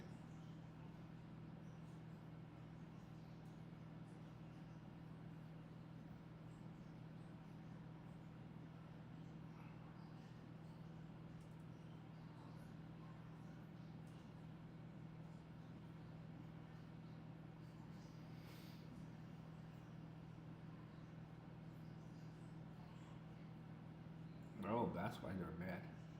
140,000. 140,000 out of the 25 million people that came to here illegally. I don't know. I'm like, you know what? People anyway have a hard time swallowing that. The last time. So, there's our guy. He's doing the entertainment back here. So yeah, we're seeing that people are trying to keep the crowd happy and light and the perimeter of it, and just keep things light. But still, again, in the front of the crowd, you see that they're getting a little closer and closer and closer, and hopefully it won't turn into anything. But that answers your question. Let me see if anybody else here wants to. You're a young man. Is it okay if I talk to you? All right. What's your first name? Victor Montiel. Victor. And are you from here, from LA area? Yeah. Okay. So talk to me about, as you see this crowd, what's going through your heart and what brings you here? Talk to me. How old are you, first of all? Because you're pretty young. Right now I'm 19. I'm a college student. I'm doing the same thing what you're doing journalism. Oh, so you guys are doing the journalism for your school. Okay. So talk to me about what goes through your heart when you're doing this and what you're seeing here. I see that we're documenting what the struggle of the people are and what people are facing through decades of, what is it, dehumanization in the sense of way. And I feel like it's understanding each other as people. Seeing this is empowering and is good. To get seeing the both sides and see how this area of Los Angeles, how people come all over Orange County, San Fernando Valley, Santa Clarita, Palmdale, and they come to one area to support. And now you don't only see one race of people, you see blacks, you see whites, and that's what's beautiful. And what I think is really important right now is having more people united instead of, oh, you voted for this guy, you voted for this, or you're this. No, we're all the same. We all bleed at the end of the day. Now, I gather you may have family members who may have at some point come into this country illegally. I don't know if they have or not. Okay. How's your family doing with this? Because I know all my friends are terrified. They don't want to send kids to school. Parents don't want to go to work. People I know. But you tell me what your perspective. My perspective, you can't really do nothing about it and you can't really be fearing. Because at the end of the day, it is what it is. We're okay. You're with Fox? No, with Channel 11, the local. Okay. I'm sorry. I saw the Fox now. Are you sure you're not with Fox? No, I'm not with the network. Okay. No, it's okay. She's not. Okay. Yeah. Okay. No, I thought No, that's okay. No, it's okay, and I understand that. And, that is an understandable. Okay, thank you. No, it's an understandable question because a lot of people don't like the point of view of the Fox network. That's understandable. Christina, we're going to take it back to you. We've got a news conference with several mayors from different parts of Southern California, community cities. We're going to go to that news conference. Yeah. All right, you're just listening in there to our Fox 11 team as they are also going to dip into this press conference right now out of Huntington Park in Los Angeles County. Let's listen into this here on Live Now from Fox as they are potentially talking about some of these anti-ICE demonstrators, these protests, talking about these ICE raids and immigration policy as well. Let's listen into this on Live Now. City of Hampton Park. You guys ready? Just tighten it up. Yeah, tighten it up. Okay, getting ready to start. Good afternoon. I want to thank you guys all for joining me today. My name is Arturo Flores. I'm the mayor for the city of Huntington Park. I'm joined today by my colleagues from neighboring cities. I have the mayor, Rita Soto, from the city of Linwood. I have the mayor, Elizabeth Alcantar, from the city of Cudahy. And I'm also joined by my colleagues, Vice Mayor Eddie Martinez, Councilmember Jonathan Sanabria, Councilwoman Nancy Martiz, and Councilwoman Karina Macias, as well by our own Chief of Police, Cosme Lozano. I want to thank you guys for joining us here today, not only as a mayor, but also as a citizen of this country who fought in 2 wars, and as a resident that understands the pulse of our community, hardworking families, strong neighborhoods, and a city that believes in fairness and dignity. This city is aware of the presence of immigration and customs enforcement agents that conducted an operation this morning at approximately 7:30 in the morning, 3040 Slauson Avenue. As of now, the city has not received any confirmation of who was arrested, how many individuals were arrested, or where they were taken. We're unable to confirm any of that. I was part of the LA County's meeting that took place where they said that they will be conducting operations of this nature for the next 30 days. The reason for this press conference, and we're calling it, is to denounce the actions that are being taken by the federal government. I want to make it very clear. The Trump administration's immigration policy was centered around public safety. The actions that we're seeing take place not only in Los Angeles, but throughout the region are counterintuitive to that narrative. What we're seeing is the arbitrary enforcement of anybody that essentially looks or might be Latino in areas where they might be trying to find work or employment. With that being said, this morning there was a graduation. Just to give you an example of the type of fear that this sows. Miles Elementary was graduating at HP High School. Very quickly, rumors started spreading that ICE was outside. The auditorium erupted into chaos. Families that were supposed to be celebrating one of their child's achievements, a milestone, was turned into a horror and terrifying experience with the fear that they might not be able to spend the next day or continue to be a part of their family. That's the type of situations that our community is dealing with, and that's the type of the reason why we're standing up, myself as a mayor, and condemning these types of actions. I do want to highlight that these types of actions also sow division between law enforcement and our residents. I'm going to be inviting the Chief of Police to come up here. He has a message that will be conveyed in English and Spanish to our community members regarding the relationship between the community and law enforcement. I'm inviting now Chief Cosme Lozano. That was the case. Yes, thank you, Mayor. My name is Cosme Lozano. I am the Huntington Park Chief of Police. And I just want to reassure the community and send a message that the Huntington Park Police Department does align with state law. We are not federal agents. We are local police officers. We do not enforce federal law, nor do we assist federal agents in immigration enforcement. We work very hard at maintaining trust with our community members. We never concern ourselves, our police officers never concern themselves with the immigration status of any resident in our community. I do plead with members of the community, if you are going to exercise your constitutional rights, to do so in peaceful protest and to not engage in any infractionary or criminal activity. Any concerns can be directed to the police department, or if anybody wants to report any criminal activity or anything that concerns them, obviously call our dispatch center, and our police officers and dispatchers will be happy to help you with that. En español les quiero reforzar a los miembros de la comunidad que el Departamento de Policía obedece las leyes de California. No somos agentes federales, somos oficiales de policía estatales y locales. All right, you can just listen in there as the Huntington Park Police Chief talking about this, the latest on some of these ICE raids and also protests as the heightened presence of U.S. Immigration and Customs Enforcement agents, including activity near a Home Depot store, a location known where immigrant workers gather seeking employment opportunities. City leaders from around LA County, including there in Huntington Park, centrally located just south of downtown.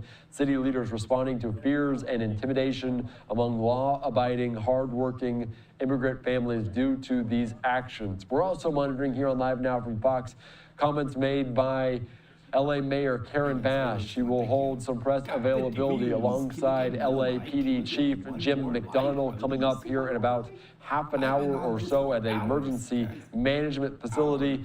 Let's just continue to listen into this in Huntington Park. Good afternoon, everybody. I'm Mayor Rita Soto from the city of Linwood, California. It's really, really sad to see all the situations that are happening here for our residents, for our communities. I just come in from one of the graduations that we have over there in Linwood, one of the high schools, and we see the fear of our families, and it's so emotional and difficult to see all this. And we were like telling them, yes, everything is okay, it's going to be okay. The district is working diligent to be sure that everything is okay. We are patrolling the areas around. Our sheriff department is also helping to be sure that everything is everybody's safe. Just in the morning, we receive a call and residents pictures that they are ICE stopped by Plaza Mexico, just only come in and out. And also 1 hour ago, other residents and also our staff members from the city saw those trucks patrolling also Martin Luther King and Long Beach Boulevard. That means they are around our community right now. I don't know if they are checking to be on certain points later on, but it's really disturbing our community, and especially now that our residents are celebrating the milestone with their kids, with their students. Then this is so difficult, but I want the community to know that we're here to protect them, that we are here, we're working diligent to be sure that everything is safe, and we're gonna try our best to be sure they are on the best situation right now. Soy la concejal de la alcaldesa de la ciudad de Linwood, Rita Soto. Hace algunos minutos vengo de una de las graduaciones de la ciudad de Linwood, de una de las preparatorias, y ver que esta sería una celebración hermosa para las familias. Vemos el miedo en las familias, en los ojos de las familias. Nosotros estamos asegurándonos, el distrito y la ciudad, de que todo sea, pues que tengan la tranquilidad de que estamos tratando de protegerlos lo más posible, lo que está en nuestras manos, pero sí vemos la dificultad, vemos que nuestras familias pues no están celebrando un día que debería de ser hermoso para ellos y sus hijos, y el distrito está haciendo lo mejor que él puede. Nosotros como ciudad también lo estamos haciendo. Hace en la mañana All right, still listening in here to different officials there in Los Angeles County discussing ICE raids and protests. So you can see on the top right portion of your screen that this clash between protesters that escalated yesterday around this time seems to be deja vu, as you can see flags there on this overpass over the 101 freeway in downtown Los Angeles. There was an unlawful assembly alert by LAPD for those crowds to disperse, and clearly people have not taken those orders. They are remaining in place, protesting some of the immigration operations in Southern California, a strong Latino Hispanic community stemming from Friday. We're also watching as David Huerta was released on bond earlier today, the SEIU president in California. Let's listen back in, though, to this in Huntington Park, California. The spelling of I don't like people trying to make something that there isn't. The guy is going to serve time because of what he did. I'm sorry to say that. He's gonna go to jail for the rest of his life. Because he's believing into the stuff that he believes. He may have accidentally hit the cop, but he said it was an accident. So if it's an accident, it's an accident. Oh, gosh. I don't understand. I just don't understand what's going on. Why are they doing that to that poor guy? He doesn't got $50,000. He don't got $50,000. He's gonna go to jail for 15 years.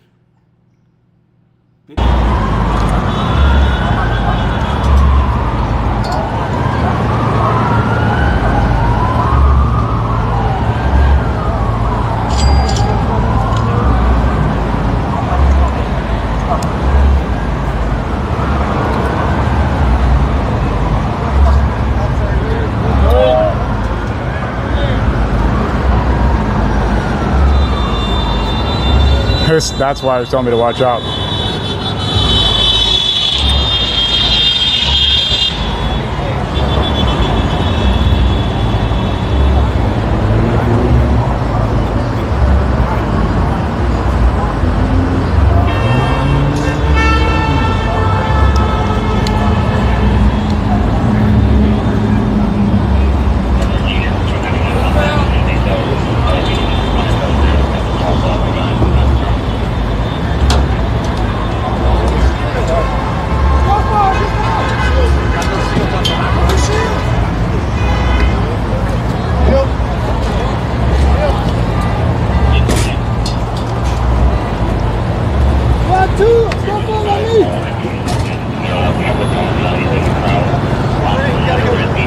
Go this way. Dad is a legend. Who can we thank for that? Let Ancestry help you piece together your... We knew this was going to happen. Let's go, squad,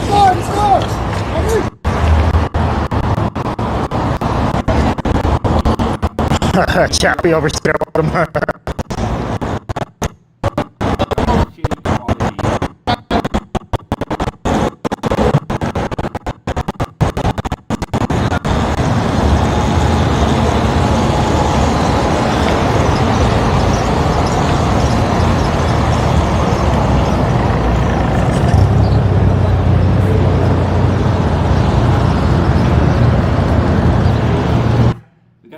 On the fence. Oh, yes.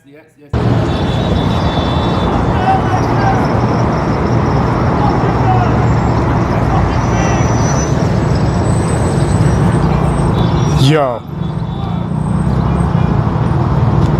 Chat, that was insane. I got that on GoPro too. That was insane.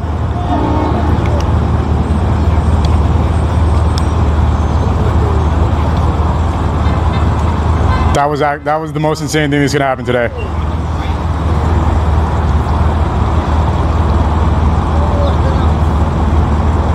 that was crazy. Oh, if it lagged, it's all good. I got it on GoPro. Anyone who donated during that, my bad. I was, as you can tell, very locked in.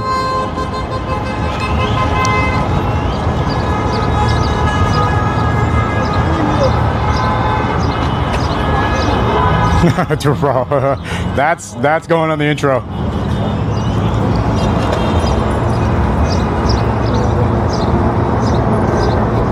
David Wiggle with the 999. Thank you, bro.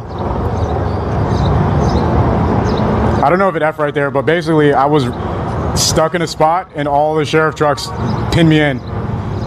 And they were just hopping out looking at me like, what's up, dude? And then one of the CHP realized that I'm not supposed to be there, and he's like, hey, can you go that way? I was like, yeah, sure. So that's what happened.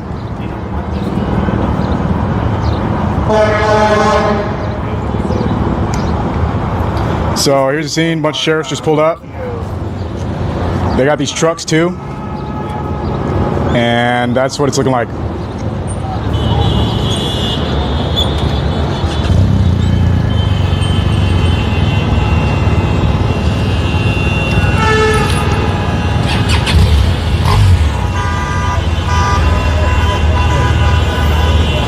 Trying to give you guys a good shot right here.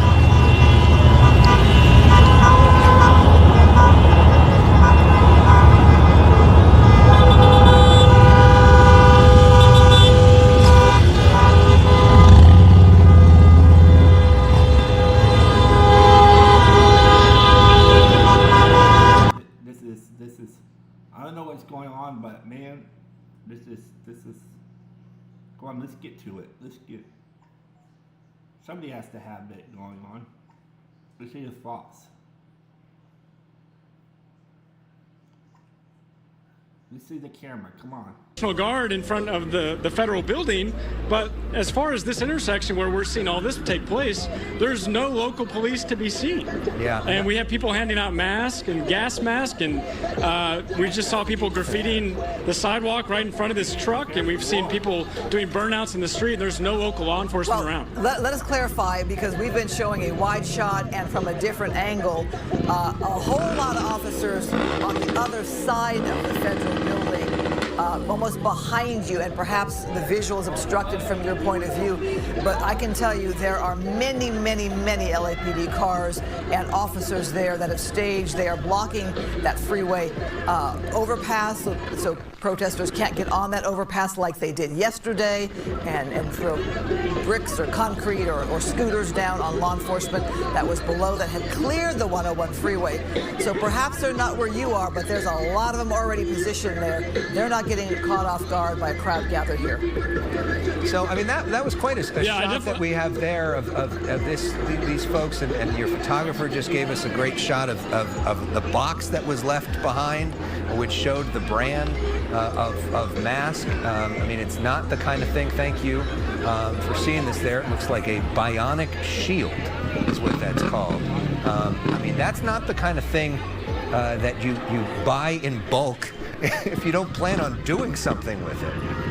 And the fact that that's being handed out kind of like candy to everybody there gives you an indication that these folks probably plan to be here for a while, and they feel like they got to load up. I mean, that reminds me, Matthew, of when you were reporting at UCLA, and we had those tents set up by a lot of the folks that were anti-Israel, and they kind of were getting ready for potential battle at night too, based off of their gear.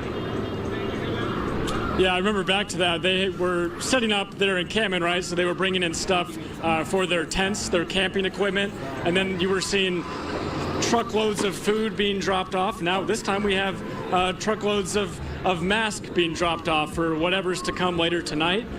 Like I said, again, you can feel an energy in the air of uncertainty and just kind of waiting for something to happen, whatever that is. And Matthew, you can't see necessarily, unless you have a monitor there, the shot we just showed of all the law enforcement that is just to the other side of you, behind you. There is quite a presence. Now, I'm not sure why they don't have officers on this side of the federal building on Temple Street there, but behind you, they are there in force. Now, perhaps law enforcement will see the picture that we just showed there, as well as the other media that is there lined up there with you. And obviously, those people that were dropping off the masks, they weren't shy about showing their faces. Yeah, no, they just showed up and they're still here. I mean, they're wearing a mask right now, but for the most part, they didn't seem like that was a big concern. I can see, like you're saying, I can see police in the distance. Behind you. Yeah, we can see them on the other side of the federal building down Temple Street over there. Yeah, that's a good shot. And they've been watching this take place. I mean, this has been going on for 30 minutes of the people doing the donuts and stuff on this street.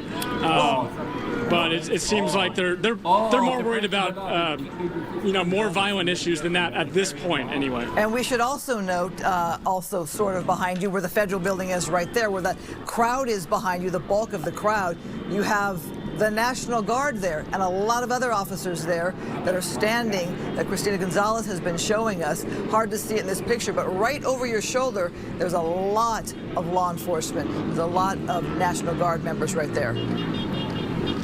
Yeah, and those National Guard members are really just focused on protecting that federal property. As far as going out beyond that, I don't think they have the jurisdiction at this point to really do crowd control. They're just in charge of protecting that federal building. It seems to me like it's going to be up to local police to how far this can go with the crowd and how far they're going to let it go.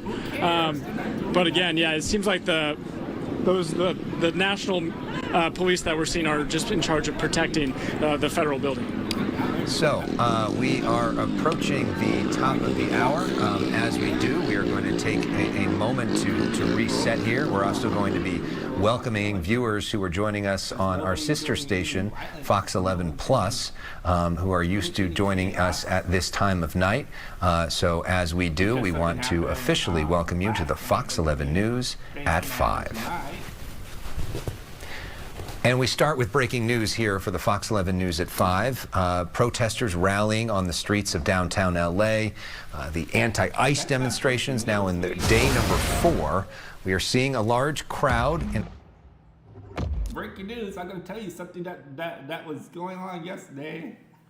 It's breaking news. It ain't breaking news. It was breaking news like 4 days ago. Breaking news, guys. Oh.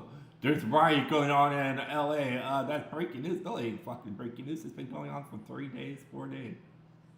This is day 4. Come on, tell me. Today's actually a really exciting day because we got to unfold one of these units right in front of a crowd of people full of nonprofit organizations, large donors around the Oklahoma City area. Everybody's pretty excited about what we're putting out here. This is the first time they've seen it. Some of them have seen it before and they're still in awe just as much as they were when they saw it in a video or a post. And maybe even more so when they get on site, they get to go inside, they get to feel what the space feels like. You know, it's taller. If the ceiling is taller than normal, so it makes the whole area feel larger. You've got all the necessities that you need in this unit: bathroom, living room, kitchen.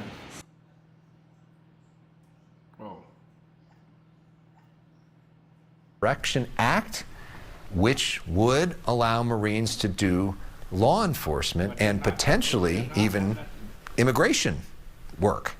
That has not been invoked, at least not yet.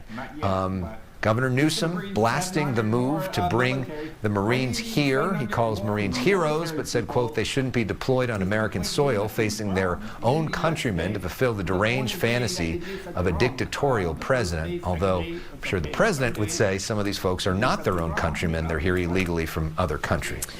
The LAPD responding. LAPD Chief Jim McDonald says he's not been given any formal notification about the Marines and said their arrival would present challenges for his officers.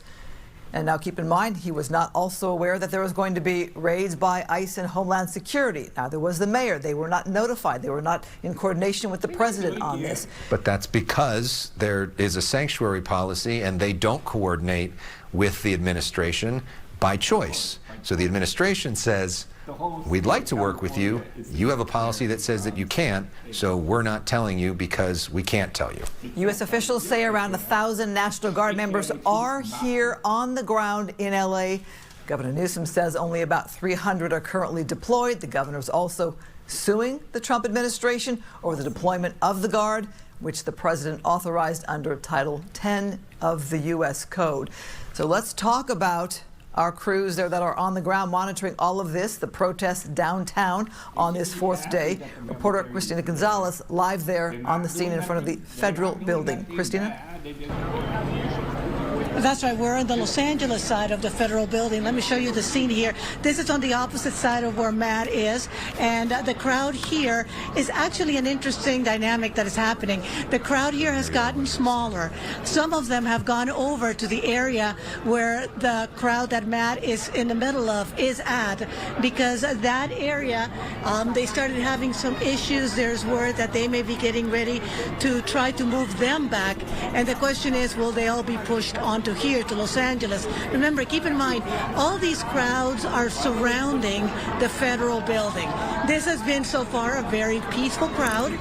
We have not had any issues.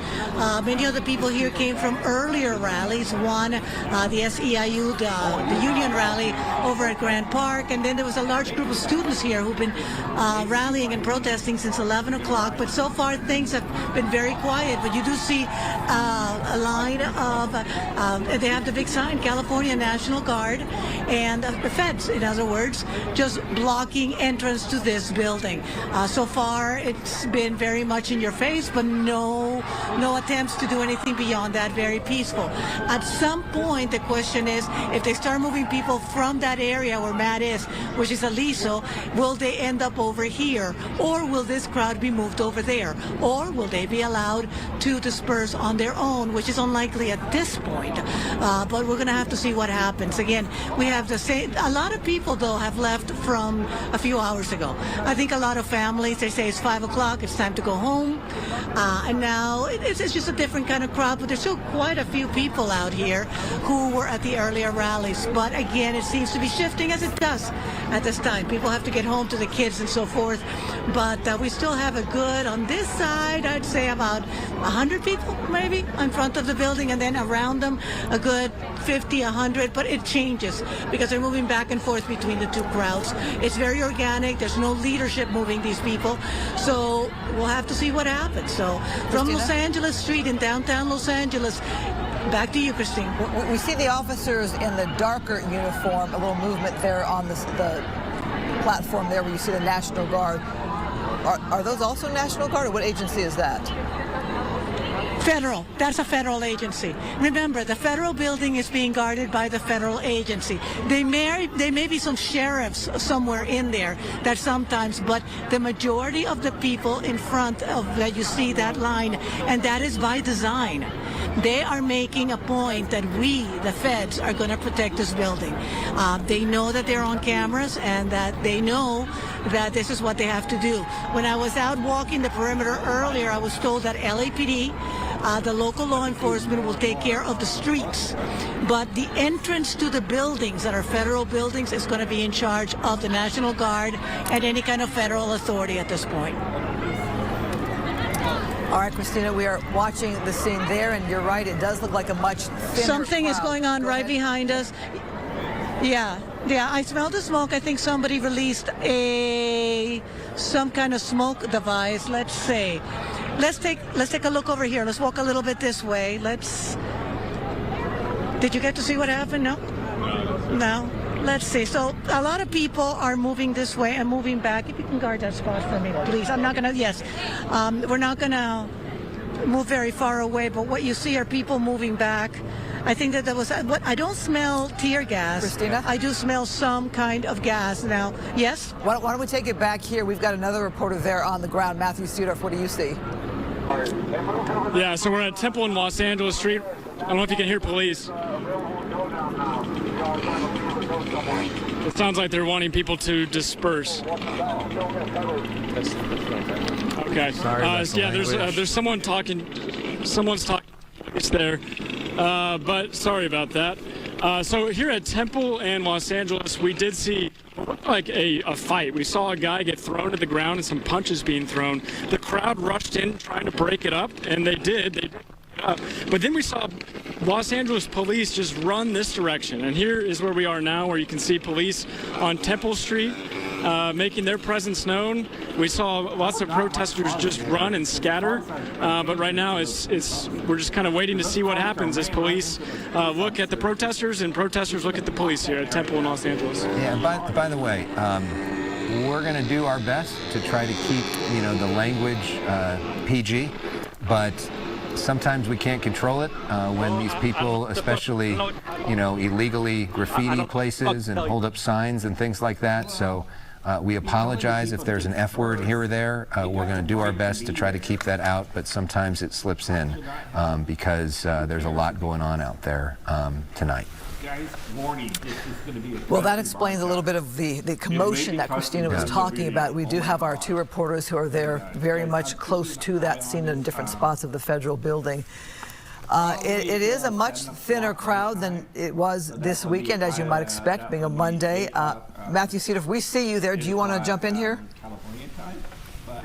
Yeah, like I've been saying earlier, I mean, you can feel a sort of tension, and then it erupted where there was that fight. Then police ran in. We did mention just about 20 minutes ago we saw a car show up, a truck full of gas masks. It just seems like there's something brewing, I guess you could say. Right now, though, again, police just kind of here watching the situation as looks like some protesters are yelling at them, but. This is what we're looking at right now. And we have some clarity on those masks. They're called bionic shield, and I initially thought they were gas masks coming off the car that they were being handed out, as Alex said, like candy to people in the crowd. We did a little research there. They cost about $34 to $64, and they are protective masks, kind of like what you might see in a workshop. It kind of protects you from chemical splash or sparks or debris, but it is not a gas mask. Here it's meant for like mechanics or people that are doing body work on cars, and I don't think they're going to be doing body work on cars tonight. Do you see any cars coming in for body work tonight, Matthew? No, no cars for body work here tonight. We did just see another box of someone handing out more masks. So again, obviously, we don't know what's going to happen tonight, but it does seem like protesters here are preparing for something to happen, some sort of altercation, possibly with police. I'd be curious also, and I know it's hard to get in there, but who's funding this? Who's paying for these masks that are $34 to $64 each? Who's handing all this stuff? Where are these boxes coming from? We've got.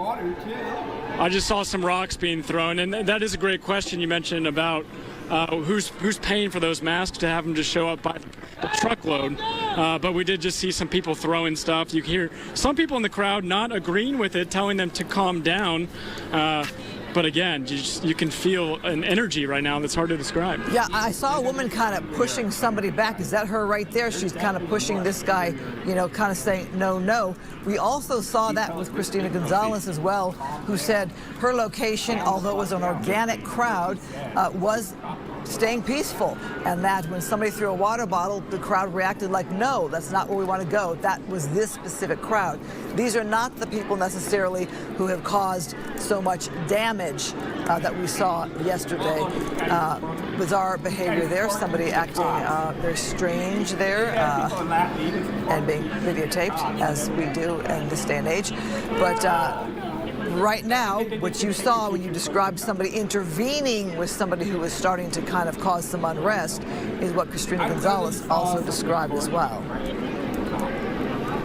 Yeah, it does seem like there's a segment of the crowd that doesn't want to see the violence, doesn't want to see the unrest, and then there are, those people in the crowd that's what they're here for, right? Agitators. They want to see the disruption. Yeah, and we're noting this social media era of people wanting to document everything, including their own activities, which also means law enforcement says, hey, we're watching too. There's a lot of videos out there. They're documenting the actions of people, and they're saying that for some of the most severe of the agitators who caused the most damage, we're going to be trying to track you down and make arrests. And they have made arrests yesterday. So we're watching the scene here, and describe for me, Matthew, the cars there. Is that just the public trying to drive down the street there, caught up amidst these protests? Yeah, it is the public. I mean, you've got to imagine, most people in LA, across the world, know what's been happening in here the last few days, and especially in the evening, nighttime.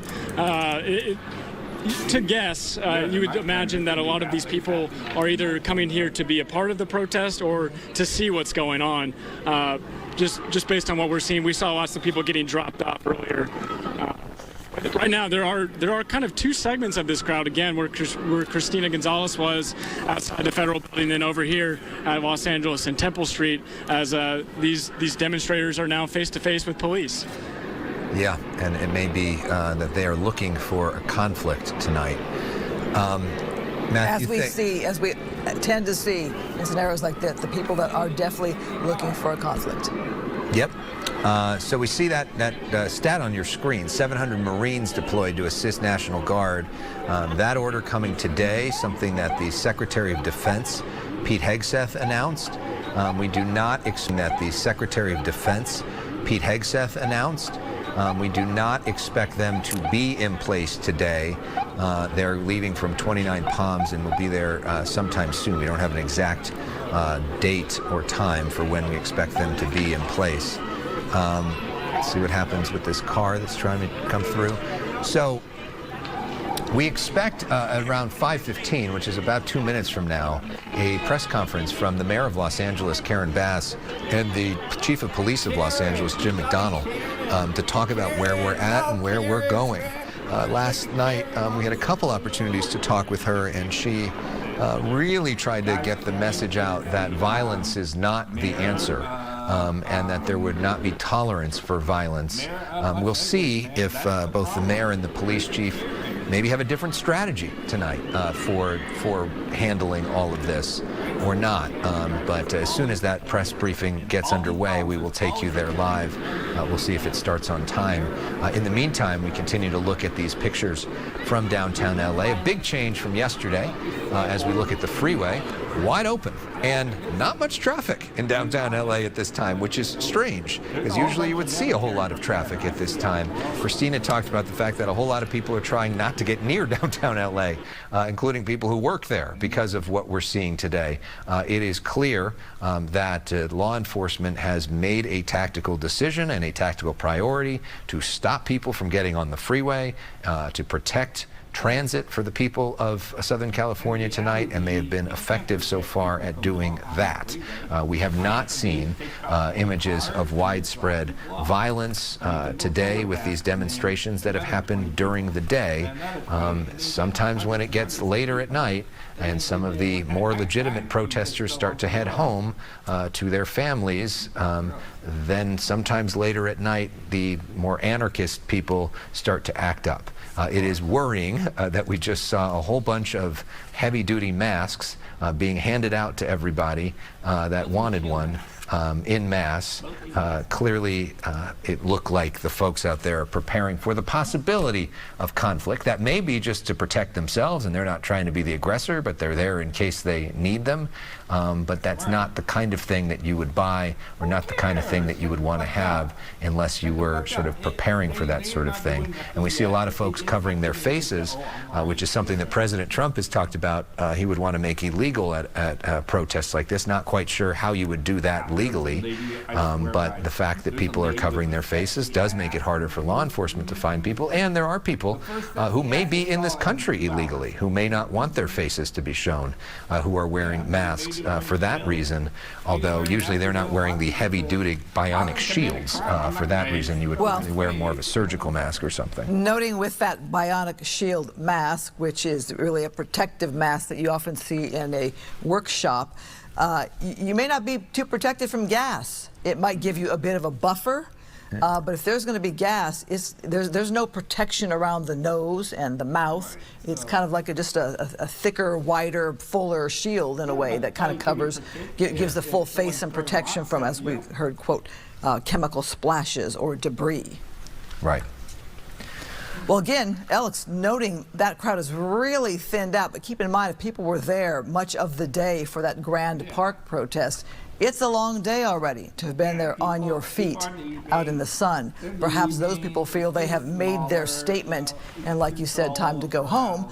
But as evening happens here in Southern California, perhaps they also don't want to be any part of the ruckus that we saw yesterday. Mm-hmm. And you can understand why, because that got to be not so fun. So now we see, you know, the back and forth, and a lot of these folks are trained to try to de-escalate conflict. But when folks, there you go, okay, pushing back. And now it looks like the woman who's trying to help, right? Trying to say, hey, crowd, back up, go back. It is quite an interesting scene here. You have law enforcement there in a crowd of people, but you have a crowd on both sides of them, reminding you of the difficult job of being a law enforcement officer during this time. And you can see a crowd surrounding these officers there, but the woman there trying to ask people to almost, if you're going to protest, do it peaceful. Look at her there with the sign, back up, back up. Okay, see, that Whoa. worked. Something perhaps is encouraging that crowd to back up a little quicker here.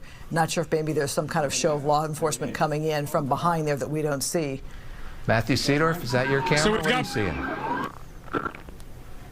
Yeah, we've got police showing up here right now. We saw some protesters squaring off with the police on Temple in Los Angeles face to face. These officers are coming in big numbers around the corner, lights and sirens on, getting out of their cars. And we're seeing some of the protesters scattering, but others walking over here to see what's going on. We're looking now here at a wide shot there. As we look at the downtown area here on this Monday, you can see a number of law enforcement vehicles there on that one road there to the left. Mainly the activities at the federal building. And as we've been showing you throughout this late afternoon, it's a fairly thin crowd, relatively speaking, when you think of the protesters that turned out over the weekend. And we should note that there was a rally this afternoon, and that was much to bring attention to the case of David Huerta, the union president who had been arrested on Friday amidst the protests. He has been released on bond. He got his hearing and is dealing with his case, but he is free. So right now you still see some stragglers or people who've come out later in the day to see what's going on or be part of this. But the bulk of the rally, you think of a rally or a protest rally, that's not happening. It's just kind of loose people there. Christina Gonzalez with her camera for us right there. As you see the National Guard there, federal troops right there behind you, behind Christina, our reporter there. And they are protecting the federal building right there. So, as we're now 5:20, we are keeping an eye out as there right now is really a lot of standing around and waiting, but we have not seen, dramatic escalation yet. Christina Gonzalez, back to you, and what are you seeing from your perspective? Well, here's what's happening. I mean, to explain the officers that you see in front of you, the left, the dark shirts are Department of Homeland Security. The right side is California National Guard, clearly marked. Now, what's happening is that the area on Temple, remember, Matt is on the other side of the building. That is also closed off. The crowd keeps on moving back and forth, having small skirmishes with officers, and they're bringing in more local law enforcement. If you look at the helicopter at Temple and Los Angeles, that is an area where they're trying to block it with some of the vehicles, some of the law enforcement vehicles that they had brought in on the other side of Alameda. Ideally, if they had enough vehicles, they would probably block the entire federal building, but they don't have that at this point. Many of the vehicles, I can't show them to you close up, but I saw them coming up. They're from agencies as far as Ventura and Baldwin Park, Montebello. They're trying to bring in as many backup as they can because, again, the streets belong to local police, and local police is going to need the help of some other agencies. Let me see. Look to your left. Is that that is the LAPD helicopter? They are getting ready, I am told, to declare the area where Matt is to give an order of dispersal. If they give an order of dispersal in that area, which would be Alameda and Temple, and they would like to do that because they want to keep them away from the freeway, they're going to try to move them towards this side. And that is kind of what the plan originally was when I talked to them a few hours ago. But with a crowd that is not as organized and so much more smaller, as you see on this side, a lot of family members are leaving. People are saying, we're going back home. I don't know if you have the sound that I gathered earlier that I sent back I don't know if our producers have it, but earlier when I was coming in, I was talking to people with families and not your troublemakers. And I was asking them, why are you coming here knowing full well that this could turn a little bit crazy later on? So why don't we listen to what those people have to say so you can hear from them and their perspective. I just been in one rally right now, which was the union rally. Are you going to go over there? Yes. Why? Support the families, you know, children and stuff like that, getting separated from the families that are taken and stuff, you know, unjustifiably.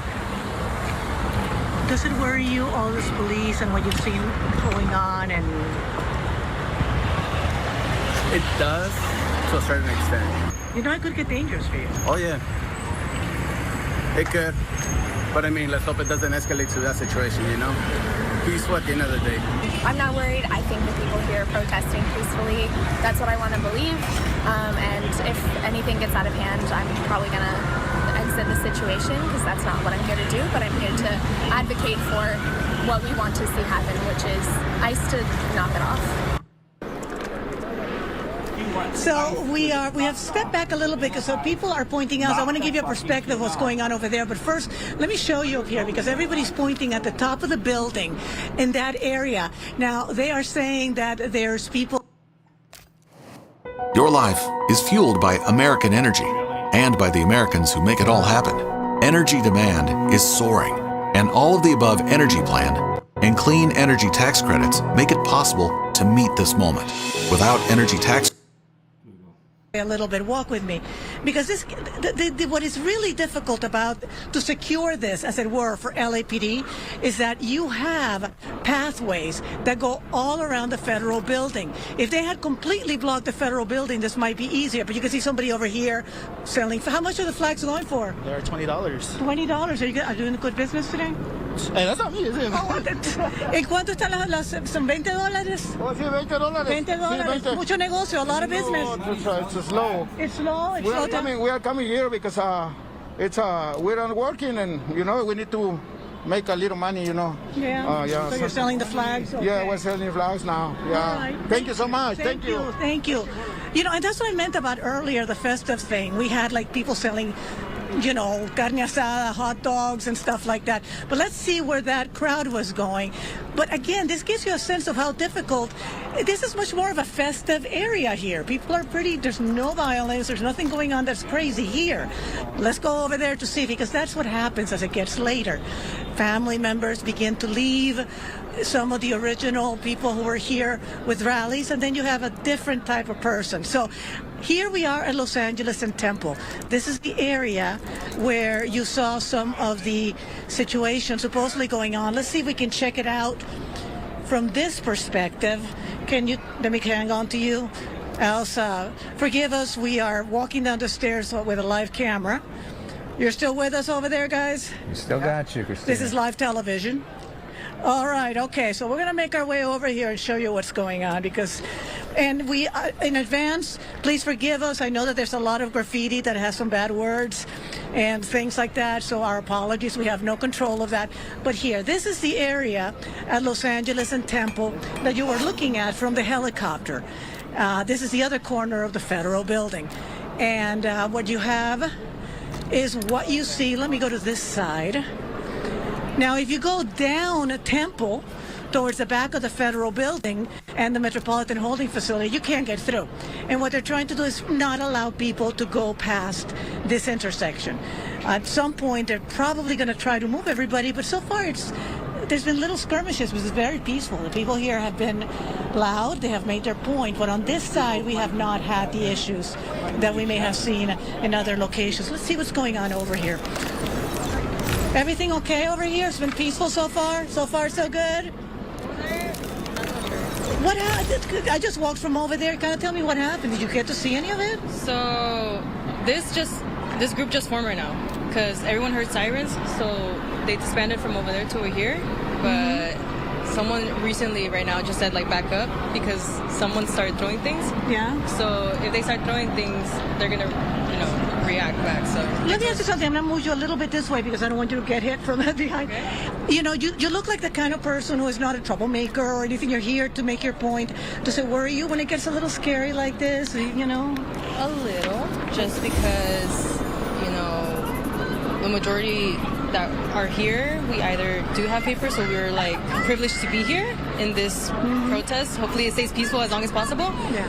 But those who can't, you know, protest and I've had family members who have been deported as well. You know, her mother was deported when she was. Her mother was just deported. In this Yeah. No, her mother was deported when she was. Sarai, how old were you? How old were you? 5 years old. Yeah. So it's more. I'm more like be here for support for her because she's being the voice for the kids that couldn't at her age when she was 5. If you could say in one sentence what you want to make sure gets said about this whole thing on the personal level, what would it be? The outcome that I want here. You know, what would you want people to know? You got the world listening right now. What do you want people to know about this whole thing as someone going through it like you are? That we're hard workers. I've seen how my mom and my dad, you know, they didn't come here with papers. And I've seen them create a life that I can call privilege for myself at the cost of theirs, you know. So it wasn't easy. I've heard stories of my different family members of what they went through coming here, you know, the struggles. And then I've had family members, you know, I had a cousin who was here, I think maybe 7 years ago. Yeah. And we kept telling him to stay here because, you know, we were going to do some family paperwork so he could stay here in the United States, but unfortunately he couldn't. And then 2 years later when he was older, he got shot in Guatemala. That's hard, So that's hard. it's not only because we want to, not we, because I can't say personally, but the people who have fought for kids like me to have a better life is to avoid lifestyles like that over there. You know, not everyone has the privilege of living a safe, secure life in like Guatemala, Mexico, El Salvador. So it's not just because they want to come here because they're fleeing from something else over there. It's just the lifestyle is almost unlivable here. And if it can be granted humanly here, why not? Thank you for talking to us. We appreciate it. Be safe out there. And you know, I think we're going to have let people talk because then you hear what this is about to them, agree or disagree. You know, many immigrants, you know, have come here and worked hard to do it legally. Others have not, but the issue is, but let me just, before we go back, thank you so much. Muchísimas gracias, señor. Gracias. So what's going on over here, before we send it back to you, is that we've got, it's definitely a standoff. You see the officers right on the other side of that line. They're not going to let them get past Los Angeles. They want to try to keep everybody away from the federal building. So Temple and Los Angeles, things definitely changing. The way, the approach, and the feeling is definitely very different. Wait. Okay, so what he's saying, the officers on a loudspeaker are saying, step back from the officers or we're going to have to use less than lethal force to move you back. Step back from the officers or we're going to have to use less than lethal force. That is what you're hearing. So I don't see what the less than lethal force is. They've been using gas, but we also saw some of the rubber bullets. I'm trying to see. Let me move you a little bit. Let me go a little bit closer behind this vehicle. Because they're non-lethal. It depends on what they want to use. Again, I've been seeing a lot of gas, but we'll have to see. But they're asking everybody over there to step back or they're going to move them back. Again, definitely, this is the atmosphere changing. It was a very peaceful, quiet, but they want people to step back at Los Angeles and Temple, which is where we are at. You see people are donning gas masks. So they're getting ready for this. This is the crowd that wants to make their point this way for whatever reason in their mind. In the middle of bubbles, by the way. Somebody's blowing bubbles in the middle of the whole thing, which is kind of interesting. It's now 5:30 if you're just watching the Fox 11 News at 5. Thanks for joining us. Alex Michelson here with Christine Devine, Christina Gonzalez, Matthew Seedorf, all out in the field. Right now, we are watching day 4 of these demonstrations that we have seen in downtown LA. Some of them anti-ICE, some of them just people who want to create chaos in the streets of downtown Los Angeles. We see this crowd now on the move, being pushed back a little, seems to be doing so in an orderly way. A moment that happened not too long ago on our air, we want to play again for you, and it involves math called Bionic. Should we? Yeah, Matthew Seedorf. Let's go to Matthew Seedorf on the ground. Matthew, I'm not sure if... You can. Okay, what's going on You can see now?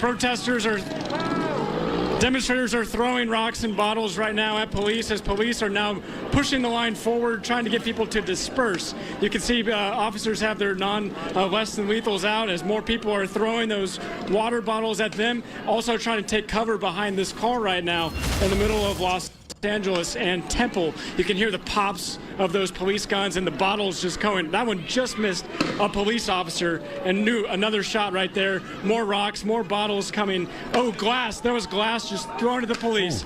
It is becoming violent out here right now.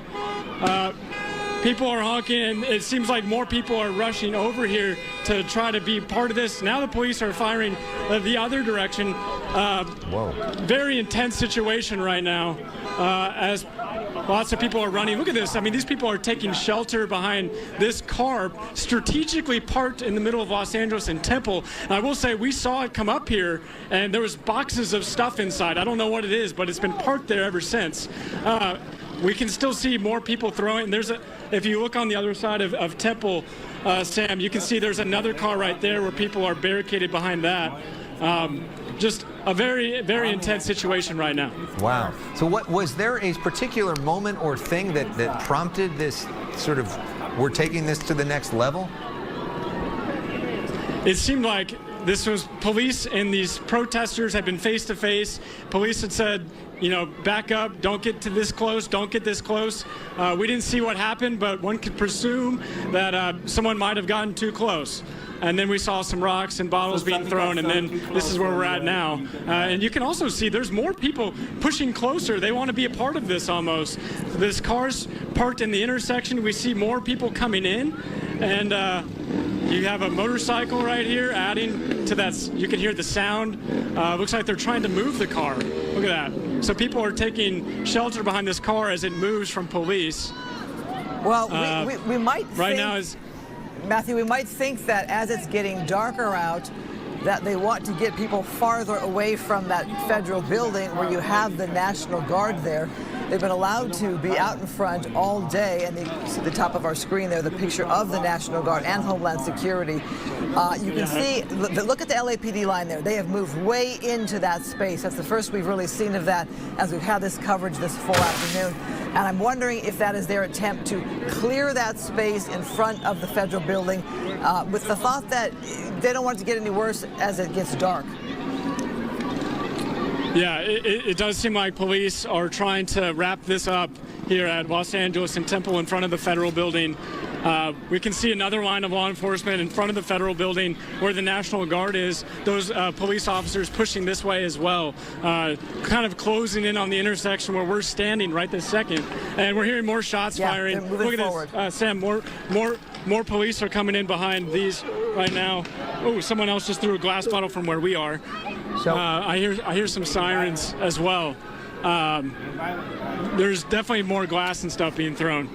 So Matthew, we've heard so much from people about the idea of law enforcement taking people into custody who may be in the country illegally. Are we seeing any indication of law enforcement taking these folks into custody who are clearly committing crimes right live on TV that everybody can see? Not yet. No, I haven't seen any arrests so far, but you can see people still throwing and chucking these bottles and rocks and glass at police.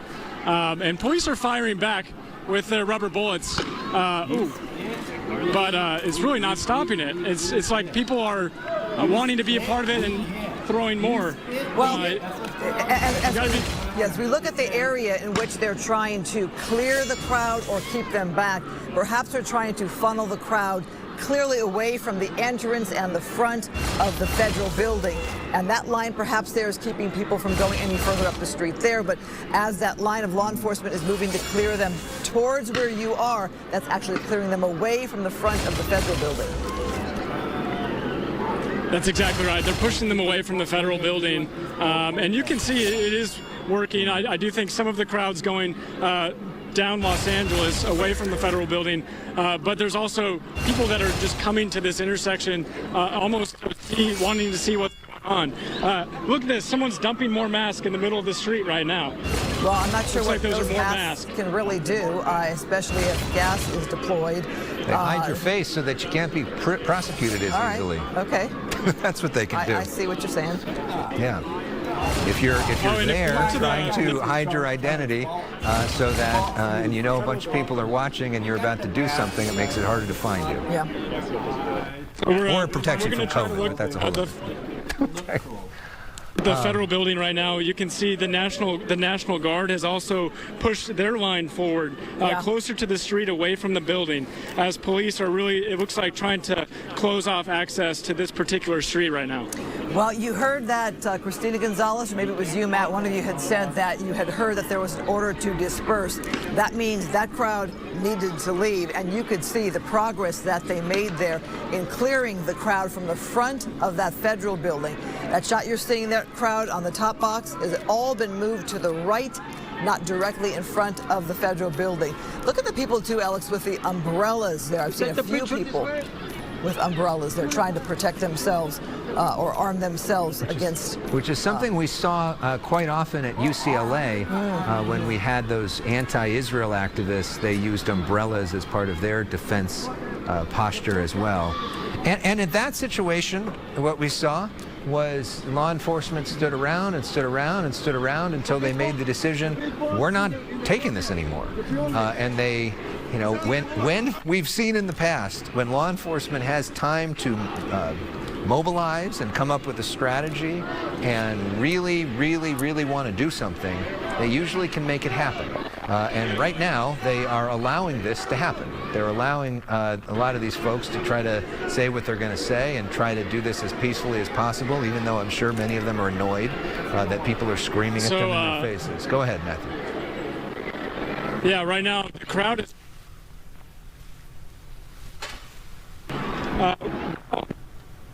Police are rushing up over there. They're coming up where we are. Look, here we go. Here we go. I'll see. We're going to get up here. Police are coming up where we are at the... I think we just lost Matthew's signal as things get a little hairy there. But right here, this is the area in front of the federal building. Police have made it clear that they are moving that crowd out of the front of the federal building where the National Guard has been staging. Christina Gonzalez, what's happening where you are? All right, so what's happening is that I am on the ground level. You see Matt, he's right above us. I'm right at the ground level. People from this area are actually going to the other end where we were at to bring that crowd over here. They're asking them to come here to take over this corner here at Temple and Los Angeles. Now it's a very different vibe, and they definitely want to make a stand, as it were, an angry stand. People are coming out, there's bottles, people are putting on masks, and you know, they're getting ready for whatever it is that is going to happen. On the ground here, what the officers are trying to do is to get this crowd to back off. And you see that it has an effect. Some people do move back. Others do not. Careful, careful as people run at us. Police Department is on tactical alert and in a state of partial All right, mobilization. Christina, thank you. We now take you to a live press conference with the LAPD Chief, Jim McDonald. Communities and respond effectively to any unrest or unlawful activity. Let me explain for the public what all these means in practical terms. When we declare a tactical alert, we're activating a department-wide operational posture that enables us to reallocate officers rapidly, hold over shifts as needed, and prioritize major incidents. Officers assigned to the field remain in their areas unless they're reassigned. Activities are narrowed to police work of significance or major importance, and officers who are able to return to the field in their areas of assignment. We also notify all relevant command staff, including my office, the Office of Operations, Emergency Operations Division, in order to ensure seamless communication and coordination. In response to current events, we've also implemented partial mobilization of the department, which means we've extended watch hours, deferred days off for some personnel, and alerted off-duty officers to be ready for deployment. Our ability to scale up quickly is essential during this kind of fluid and unpredictable situation. We're deeply appreciative of the assistance we've received through the California Mutual Aid System, with officers and deputies from across Southern California already on the ground in Los Angeles supporting our efforts. We're also aware of reports that the President intends or has deployed U.S. Marines to Los Angeles. The introduction of federal military personnel without direct coordination creates logistical challenges and risks confusion during critical incidents. Los Angeles Police Department, alongside our mutual aid partners, have decades of experience managing large-scale public demonstrations, and we remain confident in our ability to be able to do so professionally and effectively. We urge full transparency and communication across all levels of government. Our priority is simple: keep both the public and law enforcement officers safe and to maintain order. To the public, we fully support your right to peacefully protest, but let me be absolutely clear. Those who choose to incite violence, engage in vandalism or graffiti, or attack officers will be arrested. There is no tolerance for criminal activity under the guise of protest. And many ask, you know, not a lot of people, relatively speaking, have been arrested during this incident. Well, I would say that I wouldn't argue with you on that, but many more will be arrested as the investigation continues. There will be many more subsequent arrests. Finally, I want to offer my deep gratitude to the men and women of the LAPD and all of our partner agencies who are out there standing side by side. They're working long hours under intense pressure, and what I've seen is professionalism, courage, and commitment to this city has never been more evident than in the past couple of days. Thank you all very much.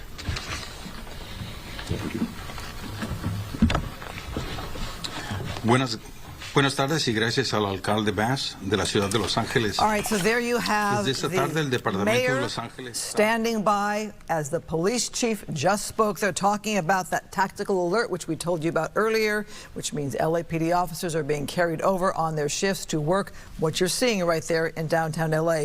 He also talked about the Marines being sent to Southern California and a lack of coordination with that. And what really stands out to me, Alex, too, we talked about the LAPD has decades of experience in dealing with situations like this. Now, some around the nation or President Trump may say, well, we've seen what happens in LA when there is unrest. Yeah, look at this picture. Yeah. Right? I mean, that's the thing, and that's Bass's point that she's been making. Okay, the way that you can make the point to the president that you don't need the Marines and don't need the National Guard is not have a bunch of people out there throwing rocks and glass and bringing bionic shields and putting face masks and all the rest of it. You know, because this situation in this particular area right now is not entirely under control. But we know there's an element of that who don't care.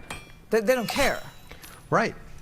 They don't care. And so then the question is, when do you, he said people are going to be arrested eventually, but should some of those people be arrested now? I think that his point is members of the LAPD know the streets of LA. Right. They know the communities. They've covered riots. I mean, I've covered 2 riots myself in my decades being here in Los Angeles. So they do maybe the best that they can with the knowledge of knowing the city compared to Marines who have never been here. They may be from Kentucky. Never been here before and have no experience doing this sort of thing. And that's not why most people sign up to be a Marine, is to do that kind of work either. And we've never seen something like that. But it is, my point is that just from an optics perspective, and this is something that the mayor admitted last night to us, that it is harder to make the argument that we got everything under control when this is happening at the very same time. Oh, no doubt. You have people watching around the country and say they see this and they think LA is out of control. Right, and some of them say, thank you, President Trump, for restoring law and order when LA's, you know, they would say Democratic politicians are not able to do that. And they see a lawlessness that they feel is allowed to perhaps just go and fester. Yeah, exactly. And so it's and this isn't the first day, this is the 4th day of this sort of situation.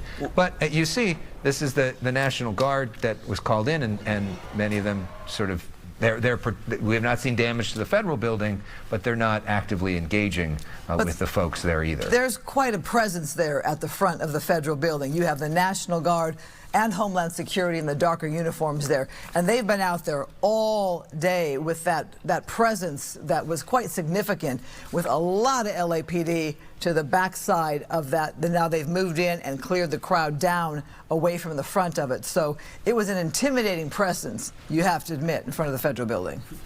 Yeah, it's you don't see anybody getting in there. That's not supposed to, and so they have protected that. The question is, will that stop everything else? Let's listen back to the chief. So joined by Commander Ryan Whiteman, who usually works Operations South Bureau, but during this incident is the day watch incident commander. So I'll take any questions you have. If they're detailed questions, Commander Whiteman would. One of my biggest dreams was to road trip Europe in a van, and I actually attempted it 2 years ago, but I was mentally in a very difficult place. There's a bunch of reasons why I'm in a better place now, but one of the biggest is my therapist, who I unfortunately cannot name. It was actually a friend, Simon, who recommended therapy after I survived a near-death explosion. Unfortunately, I ghosted my first therapist. Luckily, BetterHelp lets you switch therapists very easily. You fill out a coming this way. Yeah, when I look at this, and my assessment may not be accurate based on this thing's continuously churning, but I see two parallel tracks that don't work together, if you will. We're dealing with the issues on the street that you see every day. We deal with that with LAPD resources. When we need additional resources, then we reach out to the sheriff, who brings in mutual aid. We have 14 different agencies working with us for that purpose. And then only if we weren't able to continue to deal with that, needed additional help, would we reach out to the sheriff, who would then request National Guard from the governor. So that's one line. The other part then is the National Guard were federalized by the president to support federal agents who are working on behalf of ICE to do their operation. The Marines were brought in then today, evidently, to join the Army National Guard in doing what their main mission has been identified as, which is the protection of federal employees and federal property. Do you feel that incites, though? Do you feel that makes it any different on the streets? You know, I think everybody, it's a very emotional topic, absolutely. You know, could I quantify what that is? I think it has certainly heightened everybody's level of awareness and certainly anxiety, but to be able to quantify that, I wouldn't. Chief, how are you avoiding... We'll take two more questions and then the chief has to step out, but he'll come back. I'll be back. How are you avoiding less lethal weapons being used on people who are merely there in the way, potentially, because it doesn't seem like everyone that's being hit and being attacked, including press. I don't know, like it doesn't really make any sense that people are just being shot at. Yeah. Can you Sure. explain how you would minimize it, or at least just not do that? Yeah, we minimize it through training, through the equipment we use. It is a target-specific munition. That's not to say that it always hits the intended target, particularly in a dynamic situation. I know that the situation you're referring to with the member of the media, we saw that. We're very concerned about that, and we're looking into that. About the horse sampling the horse, the person Yeah, on the horse. we're also aware of that, and we're looking at that as well. Chief, go ahead. Jeff, go ahead. And Mary Beth, and then who's going to come back, guys? You know, all of the streets surrounding the federal building complex, Los Angeles, Temple, Aliso, Alameda, they've all been cleared. You pushed the crowd away from them. Right. I know you can't talk about all of your tactics, but in terms of the benchmarks that you want to hit tonight, are you moving people away from the freeway as well by clearing out those streets and moving them towards the west? Yeah, we're trying to move them away from wherever the threat is. So if there are people assaulting officers, which is often the reason they're taking rocks or bottles or pieces of concrete, then they will attempt to disperse that crowd so that they're not enabled to continue to do that, and move them out. If they can target individuals who've been the ones who are the aggressors, who are throwing the rocks, and they can safely go in and arrest those individuals, they will. Some of those will be arrested later. And after having been identified. And so this thing is moving forward in a way that some get frustrated with and watch. But we're out there, and we have an approach to this where we We're not going to move a crowd into an area where it's going to cause additional problems, into the Civic Center or into the freeway. We're going to move them away where we think they can do the least damage, and we're going to try then and employ tactics that would minimize that even further. How many businesses have been damaged and looted? I know their LAPD weather division has put out that there's some looting going on at 6th and Broadway. And as the National Guard, have they actually engaged with these protesters? No. Some media outlets were reporting that they were actually sending out tear gas, and I know on our channel we did not see that. No, not that I'm aware of at all. That I'm aware of, there were at least 3 businesses that were broken into and property taken from them along Broadway and maybe other places. As far as the National Guard deploying anything other than around the federal building, I'm not aware of anything like that. Right. Oh, headquarters damaged, correct? Yeah, damaged, yeah. The whole Civic Center, there was significant damage as it relates particularly to graffiti, broken windows, that kind of thing. Chief, but any talk about a possible curfew at all? There had been some mention of that if things had continued at this point, any thought of curfew? Yeah, I know, we're always thinking about that. That's always a tool we can employ. We certainly hold that off and not wanting to do that. And this is a pretty isolated area where this is happening relative to the size of the city. So we would, if we were to use that, it would be done very judiciously. All right, Chief, thanks. All right, we'll be back. Thank you, Mayor. Thank you. Thank you, Chief. Good evening, everyone. As I'm sure you are aware, there was a large protest this afternoon. Protests, and then also David Huerta, our esteemed labor leader in charge of SEIU, USWW, was released from custody this afternoon. So there was a rally around City Hall that ended up at the Federal Building. It was peaceful. It's my understanding that there's a few hundred individuals that are at the Federal Building now, but that there is no reports of violence that have taken place today or of vandalism. Of course, with the crowd just there, we will worry as it gets dark as to whether or not there are problems, but we certainly hope that there will not be. I just want to say I started off my morning with a meeting with a number of the leaders from the immigrant rights organizations.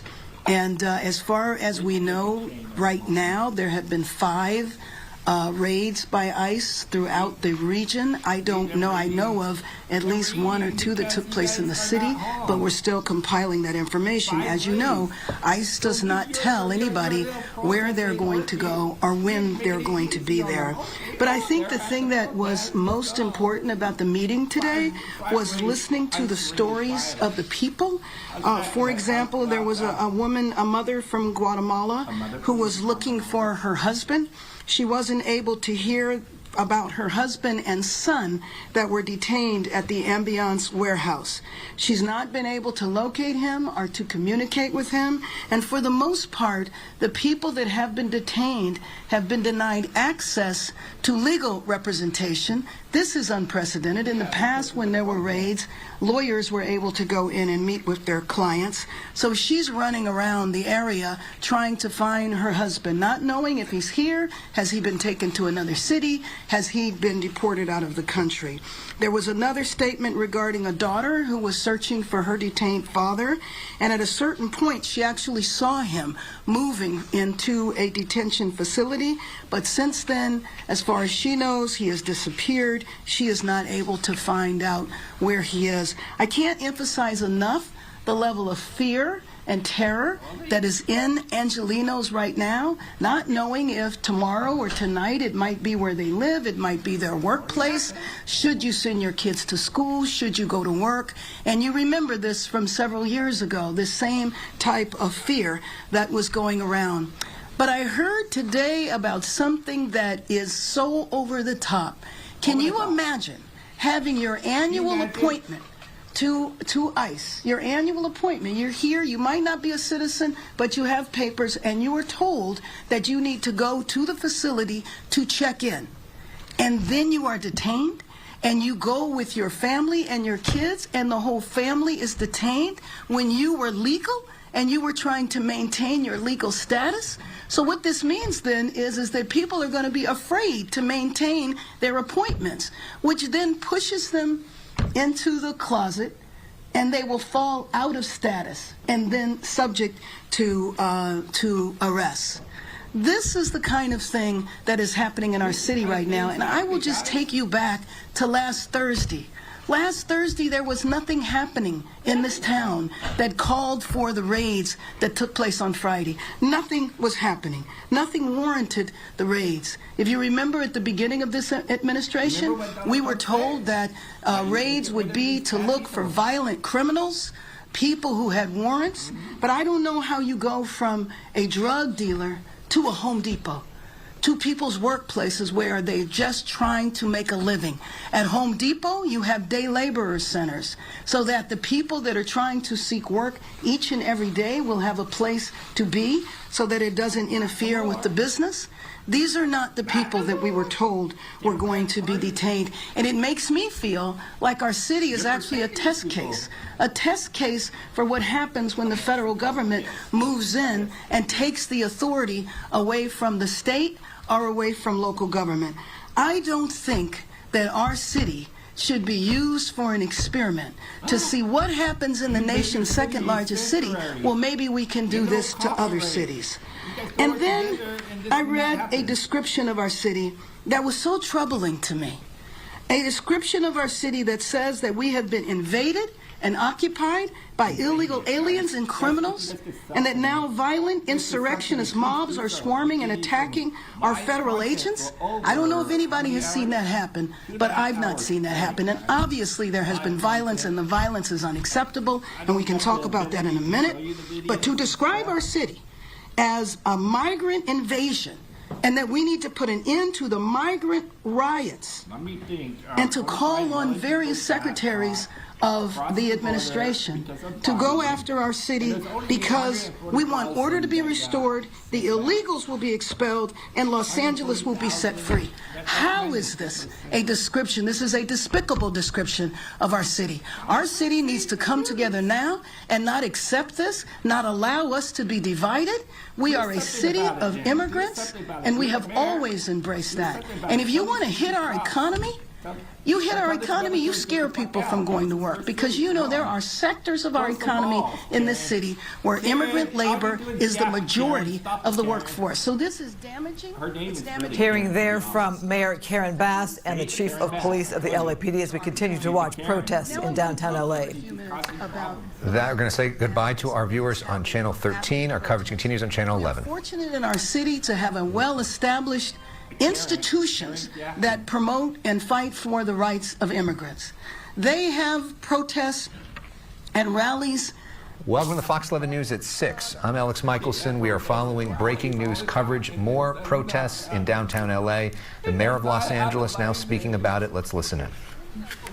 Many times not even connected to the major protests, takes the opportunity to create havoc and commit vandalism. And I will tell you, it infuriated me, but it also just saddened me to drive through downtown right now and to see the level of obscene graffiti all over buildings.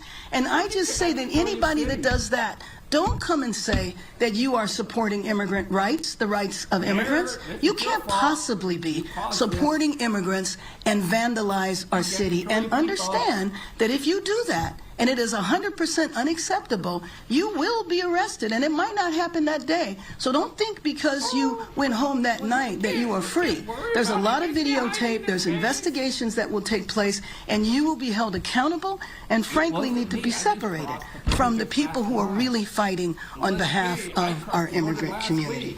And we need to stop the raids. This should not be happening in our city. It is not warranted, and the only thing it does is contribute to chaos. This was chaos that was started at Washington, D.C.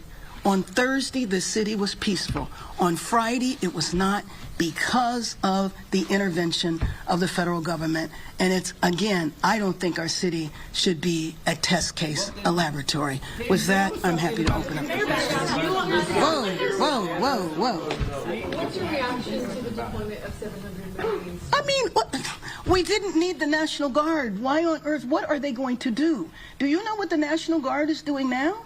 They are guarding 2 buildings. They're guarding the federal building here in downtown, and they're guarding the federal building in Westwood. That's what they're doing. So they need Marines on top of it? I don't understand that. That's why I feel like we are part of an experiment that we did not ask to be a part of. Have you been in contact with President Trump or anyone in the administration? And if you could speak to him, what would you say right now?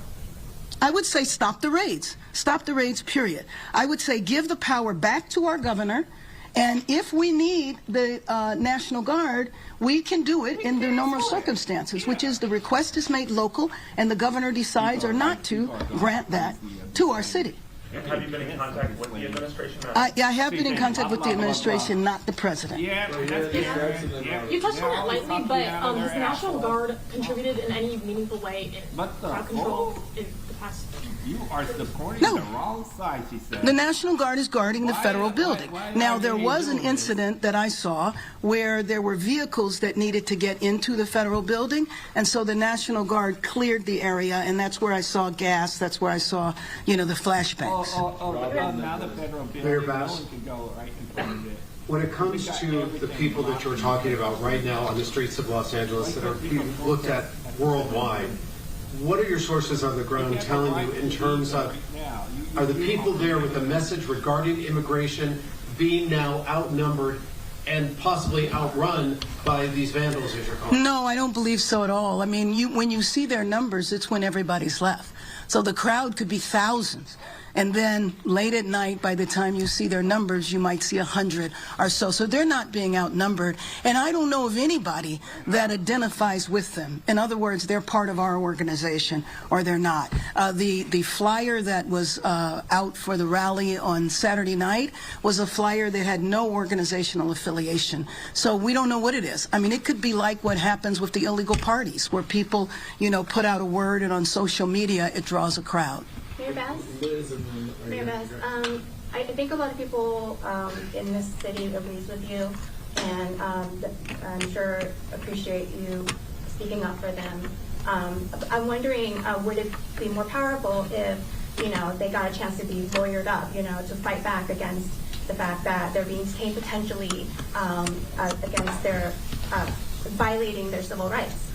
You know, is there anything that you can talk about about you know, providing legal representation? For example, the city of LA just approved a budget with money for legal representation for immigrants. And so, and that felt like an uphill battle, and more probably maybe needed. Is there anything that you can say about what can be done about, you know, posting bail, about like? Let me just say that the immigrant rights organizations that have existed here for a long time are providing that type of support. I cannot see a possibility of the city of Los Angeles bailing people out with city funds. Whether or not there are resources to legal services, typically what that is a contract with an organization to do that work. We have those contracts. I don't have any reason to believe that they would end. But would it help negate what Trump is trying to do? You know, trying to deport people, like in a very indiscriminate fashion. Right. It will help to negate it when people have legal help. Yes? Mayor, if I may, you talked about how you're in communication with the White House. I was. You were. And in terms of, you know, the budgetary problems that you're facing, has a part of that conversation been about reimbursing the city for law enforcement overtime? No, let me just tell you that my conversations with the administration was before the deployment of the National Guard. I was trying to make the case that the National Guard was not needed here. I was trying to make the case that if the National Guard came here, it would be a provocative move, and it would be like a deliberate attempt to create disorder and chaos in our city. It was very predictable what was going to happen here, and it was completely unnecessary. This was a solution in search of a problem, and the problem was not happening on Thursday. We're going to go here and then we'll leave. When it comes to the solutions, the administration has claimed that there's a lack of transparency when it comes to what they know. Have you considered... What they know? What are they looking for? Well, there's been released information when it comes to potential ICE raids and things. When it comes to working with them, would you be considering to give them a list of the violent criminals, particularly focus on the ones who they should be focusing on? I mean, I don't have that list, and I don't think our chief has that list. So to me, you would be talking about federal warrants, which means the federal government would have the list of violent federal criminals. Mayor, hi. It appears that this is going to continue from all the representatives we talked to on the congressional level, 30 days.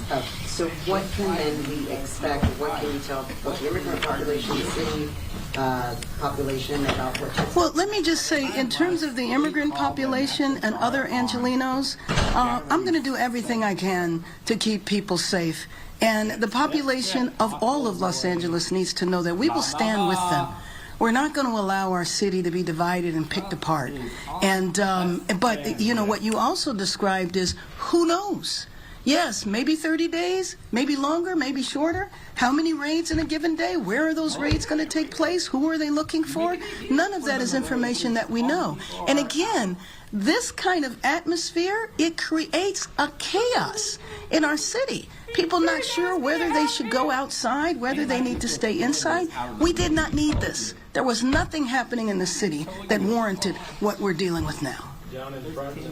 Mayor, with the National Guard and now the Marines in town, is there any indication that they will take direction from your emergency management center? They're the federal government, absolutely not. And I hear that the Marines are on the way. I don't know if they really are.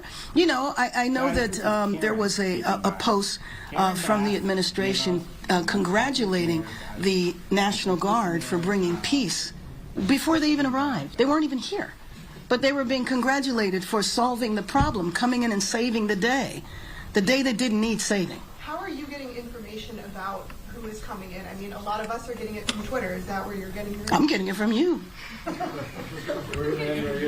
Thank you. Mayor Bass, I know you had mentioned that there were 5 raids in our area today and one in the city. Do you have any more information about, you know, where they occurred, especially here in the city? No, the one I know of happens to be happened to have taken place at near my grandson's school, so I know that one. But no, I don't know. Claudia Aragon is the director of our Office of Immigrant Affairs. Yes, we are working closely with the Rapid Response Network, and we are getting the data with them. So as they compile that, they work with us. And as you know, it's very ongoing. So usually we check back with them at the end of the day. So unfortunately as it happens, you know, they don't tell us, and it happens probably as we speak now. So we'll check back with them at the end of the day, and hopefully those numbers don't go. Because I think the fear is, you know, are they just willy-nilly, you know, grabbing them all? Oh, do you want Claudia to come to the microphone? Claudia, do you mind coming to the microphone? So sorry, and those 5 raids were from today? Correct. And where was one by what school?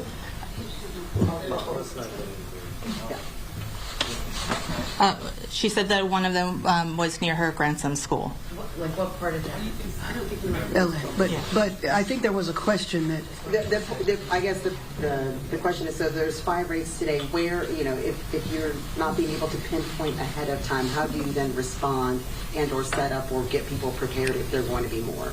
Well, it's not necessarily about preparing them, you know, per se, you know, now. It's you know, our office, along with our community partners, have been unfortunately preparing for this moment, you know, previously, you know, for decades, you know, through the Know Your Rights campaign, as you all know, with the red cards and doing those campaigns. You all have been working with these community partners for decades, and this is the moment that, you know, a lot of them had been working with. This is the second time that this administration comes around, so unfortunately a lot of these partners really just activated, you know, this portfolio. And, you know, this is what they know how to do pretty well. And it's not really about preparing them, it's about bringing back that particular part of their portfolio and educating them about their rights, and really having the element of the recently arrived part of the immigrant population with the migrant buses in our region, and really, with that integrated part of the community, and letting them know what the sanctuaries, region really means, and